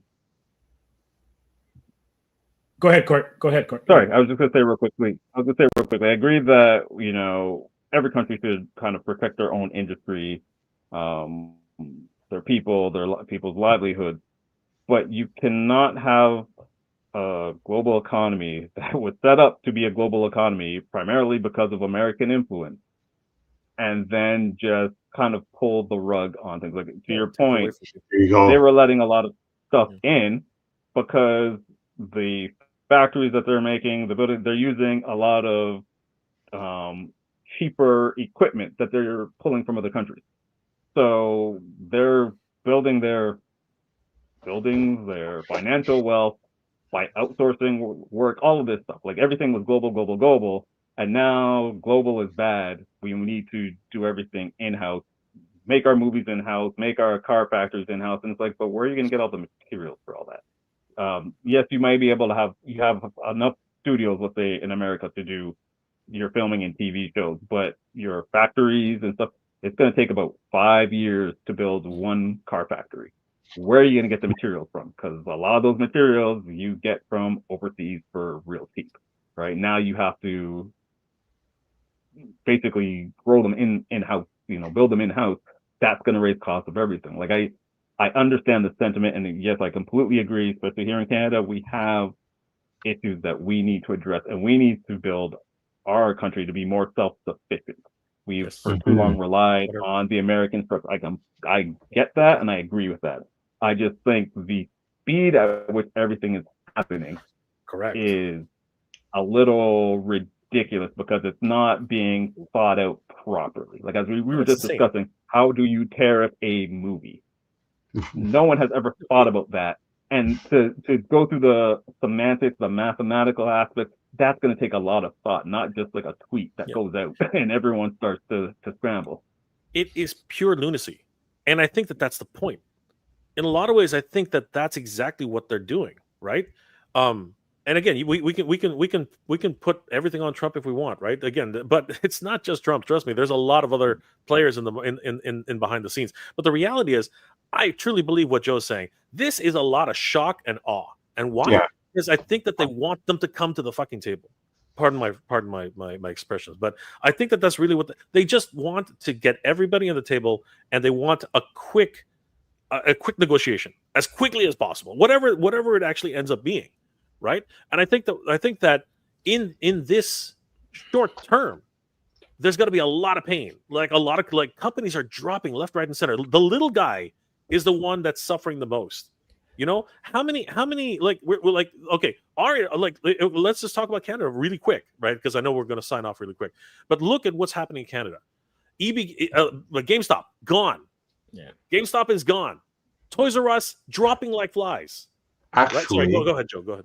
Actually, it was just reported that GameStop was purchased by Montreal. Yes. By a company in Montreal. One of the co-owners of McFarlane Toys. Yeah. Correct.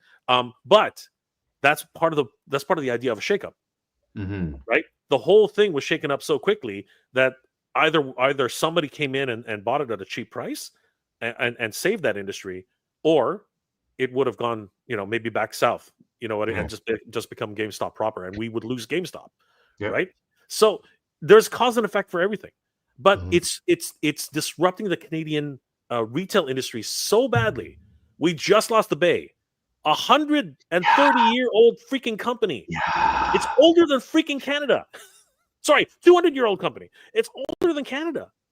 The Hudson's Bay Company has existed before Canada was a country. Trading goods back in the day. And now it's gone. Right?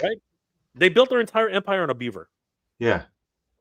You know what I mean? But they also did sell the Bay to an American company a while ago. It's one of those things where you made a great point about cause and effect. So the Bay is owned by an American company. Tim Hortons, which is proudly Canadian, is owned by an American company. Yeah, right. So a lot of the decisions are because of globalization, what have you. GameStop is a perfect example of what ruined GameStop was not that people don't play video games. It's you can download games now straight to your console. True. You don't need to go and pay the $79 for a used game or the $59 for a previously used game, where you can just go to whatever store, the Xbox store, the PlayStation store, download that same game for $13.99 and you have it instantly, right? Like, so there's a lot of things that change the way how we consume goods, but a lot of those systems didn't change with it. And with the whole Canada-US North American trade deal, the deal that we have now is the deal that the Trump administration previously negotiated. They literally retooled this deal 4 years ago, and now 100 days in, they're like, we're getting robbed by this thing, and like, this was a deal that you guys created, that we agreed to, and now even that is right. So who gets the blank, right? Yeah. So it's just like I get it, but I feel like we keep leaving out certain aspects to just the way how our system economic system has always been a global thing, and that's kind of what hurt us. We haven't protected our own, kind of built there's our also own. This. We're also forgetting that labor is huge. If you want to bring everything back to America, you got to pay your workers in American dollars, and that's going to raise the price of the product too. There's a reason why the companies moved a lot of their workforce overseas, because you could pay them less. We see it in comics all the time that they can't afford to pay a North American artist or writer, so you go overseas, right? They can charge less. Even if they charge in US, they're not going to charge $300 a page, right? Because their standard of living is different because of whatever currency is that they're dealing with in their own country. So once you get out of paying someone in Nebraska or in New York or San Francisco or Toronto, even Toronto, you got the exchange rate, so you make 30 cents on the dollar. That's great if you're a Canadian artist. Imagine if you're in Greece or if you're in the Philippines. And that's why a lot of the artists are like South American, not only because some of them are absolutely fantastic, but economically it makes sense, right? I can't remember what the calculation was, but it would like your iPhone, if it was built in America, would cost like, 20 grand or something like that. Yeah. No, there's always going to be the economies of scale at the end of the day, right? Like our economies are based on the fact that our standards of living are much higher, right? You could always argue that unions are put in place to protect workers, right? There's again this machine, right, that we have created here in North America is in place because over the years we have been moving much of our manufacturing over to the other countries, which are just again much more affordable, easier on the mass market, right? And that's what created this global this global network of trade, right? But the thing is that whatever's happening now, it's and whatever end goal there is, I think that regardless of who you blame or whatever person is in charge or whoever does it, at the end of the day, I agree with Courtney. I agree with Joe. It's too fast, right? You're not actually engaging in a conversation, because what happens is, and this is probably part of the reason why they're doing it. Again, I'm just spitballing here. I don't even know. I've got no idea. I don't even have the skin of the game, but I do have the skin of the game because now we are actually directly affected by what's happening right now as a global part of this community, right? But if I had to guess, I would say that the reason they're doing it so quickly is because they want people to come to the table and negotiate quickly and seriously, because this is a shock to the system, which is like, holy crap, like this is ridiculous. Like this is insanity. And because it's literally insane, you have to deal with the insanity. So you come to the table really serious, and but it's wrong. The way this is being done, it's holding a gun to the world and hoping that the resolution will be the best outcome for everybody. That's not the way to do it, right? You need to engage, and it takes a long time. This is what politics is all about, taking time, right? This shotgun approach, somebody's going to get the short end of the stick. And the thing is that right now it's the rest of the world, right? And I don't think America's going to come out of this looking pretty either. This is going to be a moment in our history, and it doesn't matter. We're all losers. Don't even think twice about this. We're all losers in this game, right? Nobody's going to win this one, unless you have enough money to buy the dip. But this is the key, right? And at the end of the day, those without a lot of money are the ones who are suffering the most. Oh, they always get run over. Absolutely. So as the 1%ers, great, they're going to get richer, right? What about the rest of us, right? We're just trying to live our lives, right? So at the end of the day, we do got to look at something more importantly, right? Like, I can't eat a toy. You know what I mean? It's a luxury item. Toys are luxury items. Comics are luxury items. Television are luxury items. All these things, they are not going to sustain your life. They're to enrich your life. That's what they're for. They're there for your entertainment, right? But food is actually the most expensive it's ever been, as far as from what I can remember. I went to McDonald's today, right, with a friend, and we just ordered 2 double Big Macs. It cost us $55 for 2 combos and 10 nuggets. That's not an exaggeration. I didn't even tip the guy. Because you don't tip McDonald's. What was that? That's a not happy meal. That's crazy. It tasted good. but yes, $55. Believe it or not, a double quarter pounder. So 2 double quarter pounder combos and some nuggets cost $55. Craziness. Was this like going to McDonald's? Was this going to McDonald's, or was this like DoorDash? No. This was us in the parking lot. We were literally like starving. We didn't even sit down. Like we didn't even occupy space. We just spent money. I'm just trying to think of like $55 at McDonald's. Yeah. Damn. But McDonald's has actually gone on record saying we need to figure something else because people have stopped coming to McDonald's. Why? Because it's no longer fast food. It is a luxury experience now. McDonald's has become a luxury experience. Interesting. That is fascinating. You know where you need. Okay, you know how a cheap date was going to McDonald's? Nah, cheap dates are Costco. You got to go to Costco now. Get your $3.99 hot dog and drink. Like that is now considered the cheap date. Okay, you're splurging when you go to McDonald's now. Like, you know, so you want to go to a fancy place that serves really expensive food? Hey, let's hell to McDonald's. Courtney, I know that you obviously get a lot of press passes in when you're doing your movie going. What's the cheap date? The cheap day. Remember Tuesday? Was it Tuesday that was reduced prices? What is it now? I think Do you know what the price is on a reduced day? Tuesday, but I don't know what the reduced price is. All I know is going to the movies now is ridiculously expensive. So like how you talked about the $55 at McDonald's, that's essentially two large popcorns, 2 drinks, and maybe a candy, right? Like that. You know, when we take the kids to see a film, if there's like 4 of us, usually I'll pay for one kid and my wife will pay for the other, right? And it's still a lot of money, right? And I'm using my scene points and whatever coupons because it's so expensive. Like the actual theater ticket, depending on what you're seeing, is going to be anywhere from $15 to $20 some odd dollars just to get in.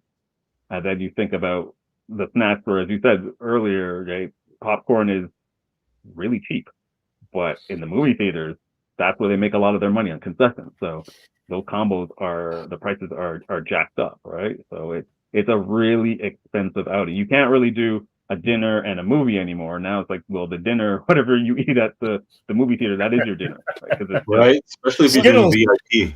Yeah. Skittles, man. $25. I know this because I was there last weekend watching Thunderbolts. $25 for a small popcorn, 2 drinks, and 2 chocolate, 2 little chocolate thingies. That's not even. There's no protein in that. That's all junk. Somewhere Orville Redenbacher is turning over in his grave. No, he's celebrating. What are you talking about? $25 for popcorn? Wow. He's like, it happened. Popcorn is popcorn is a luxury item. Freaking incredible. Well, something's gonna have to change, or else a lot of the stuff that we love, the industries that we love, the things that, you know, like you said, they are luxury items, but they kind of allow you to get through the day. They are quality of life. They're gonna run into roadblocks, if not cease. Only a few people will be able to enjoy them.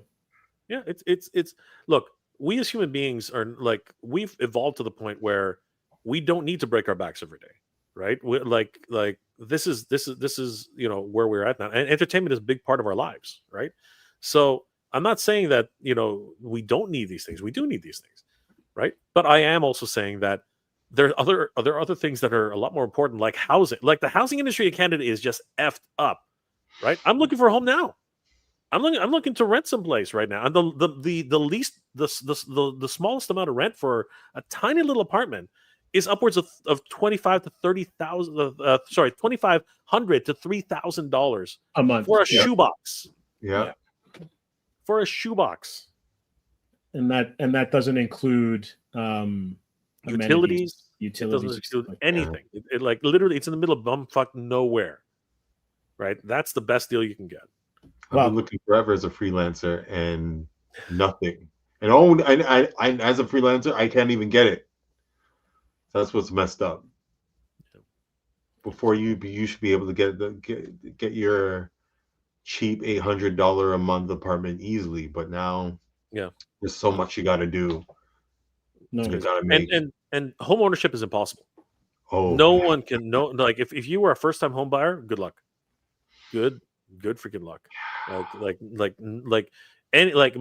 Anybody who's becoming, you know, who's getting into the workforce right now, you are just give up. Just go back to your mom's apartment, your mom's basement, because that's where you're going to be for a while. Right? Team's mom's basement. Yeah.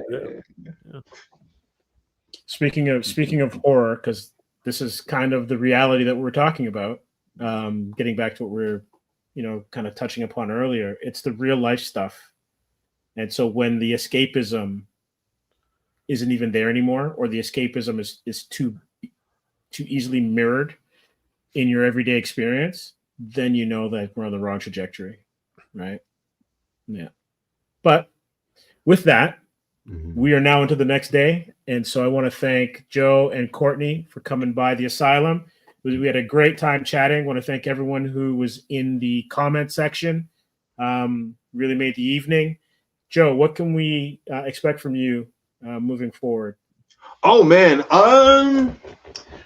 obviously one half of Heroes of the World. Shout out to Mark Williams. We'll be doing hopefully we'll be doing a lot of events in the city, a lot of comic book store events, hopefully a lot of cultural events. Still working on some comic book projects here and there. I'm actually working on another comic book project within the Hot W Studios world family. Not within Heroes of the World, but it's kind of another IP that I'm starting to develop. So I got that. It's called the Tico. Yeah, those are pretty much it. Heroes of the World and the Tico. Excellent. And Courtney, what do you have coming up? Or is it just waiting for con and stuff like that? No, there's always film stuff going on. I just wrote a couple of reviews for POV magazine. We had Hot Doc, which is a documentary film festival, just finished up here, I guess last week. So there's some reviews posted on the POV magazine website. I'm going to be reviewing Mission Impossible soon. I just got the invite for the screening that's coming up soon. And I also have a website that I created called blackcanadianfilm.ca, which is just like a resource database where you could find films from by Black filmmakers or films by non-Black filmmakers that feature predominantly Black cast or talk about the Black Canadian experience. So I'm constantly updating that as well. All right, perfect. Well, once again, I want to thank everyone, and I think Frankie Rivera is also going to thank us. Thanks, fellas. Awesome stream. Good night, everyone. Stay blessed and be safe. And thank you, and the same to you and everyone else that tuned in on all the platforms, and also were kind enough to leave some comments. Jay, any last words? Yeah, I want to thank everybody for tuning in. Of course, guys, you are always awesome to hang out with you guys. Courtney, Joe, thank you again for coming in. It has been an amazing, riveting conversation with both of you. I know it got a little bit weird at the end, but you know what? This is the time we're living in right now, and as I said earlier, and I do mean this, right? We have to look after our own interests in this country. Mm-hmm. We are proudly Canadian here. And the landscape is changing on an ever evolving basis, and unfortunately, we all have to roll with the punches right now. So stand together, stay strong. You know what I mean. This is really what it means to be, a Canadian, and this is where we are. Also, I want to congratulate Steve again for his work on Atrium and everything that's happening with that amazing publication. Huge shout out. Wait. Go vote for us for the Ringos.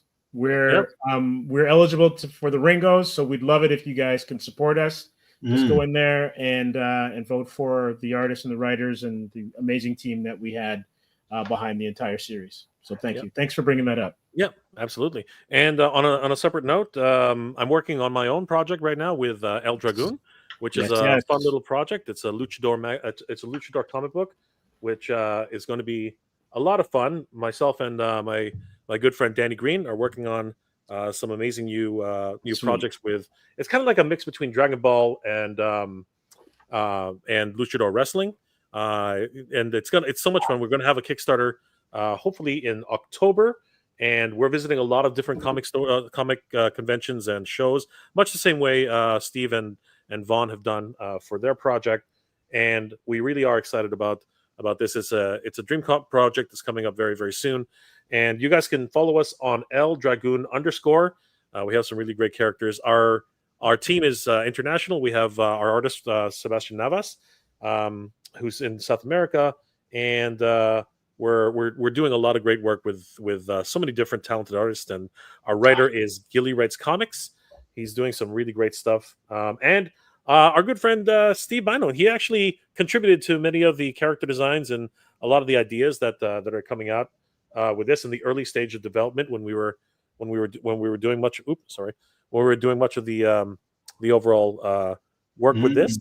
So yeah, a lot of great things that are coming out of this camp. And I want to thank Steve and everybody who helped to support the project and everything that was going forward with this. Yeah, we're really excited about this, and I hope you guys will support the project when we launch. And we're going to be doing a lot more stuff here on Comix Asylum, a lot more interviews, a lot more reviews on comic books themselves, indie books, indie artists and basically content creators. It's going to be a great segments that we're working on, Steve, and I think that things are just going to move on forward from here. So it's going to be great. Please, guys, subscribe to Comix Asylum on YouTube and of course on all our social medias. Follow us on comixasylum.com and make sure that you guys tune in because we got a lot more things on the pipeline. So very excited to have you guys on board. All right, Jay, make sure you check out Mega J Retro on YouTube. Give him your full support, and make sure you check out Joe's stuff. You head over to Courtney's links, and we'll put those in the description on YouTube. That's so you guys can check them out after you guys watch the stream. So thanks again for everything. Have a great night, and everyone stay safe. Peace out.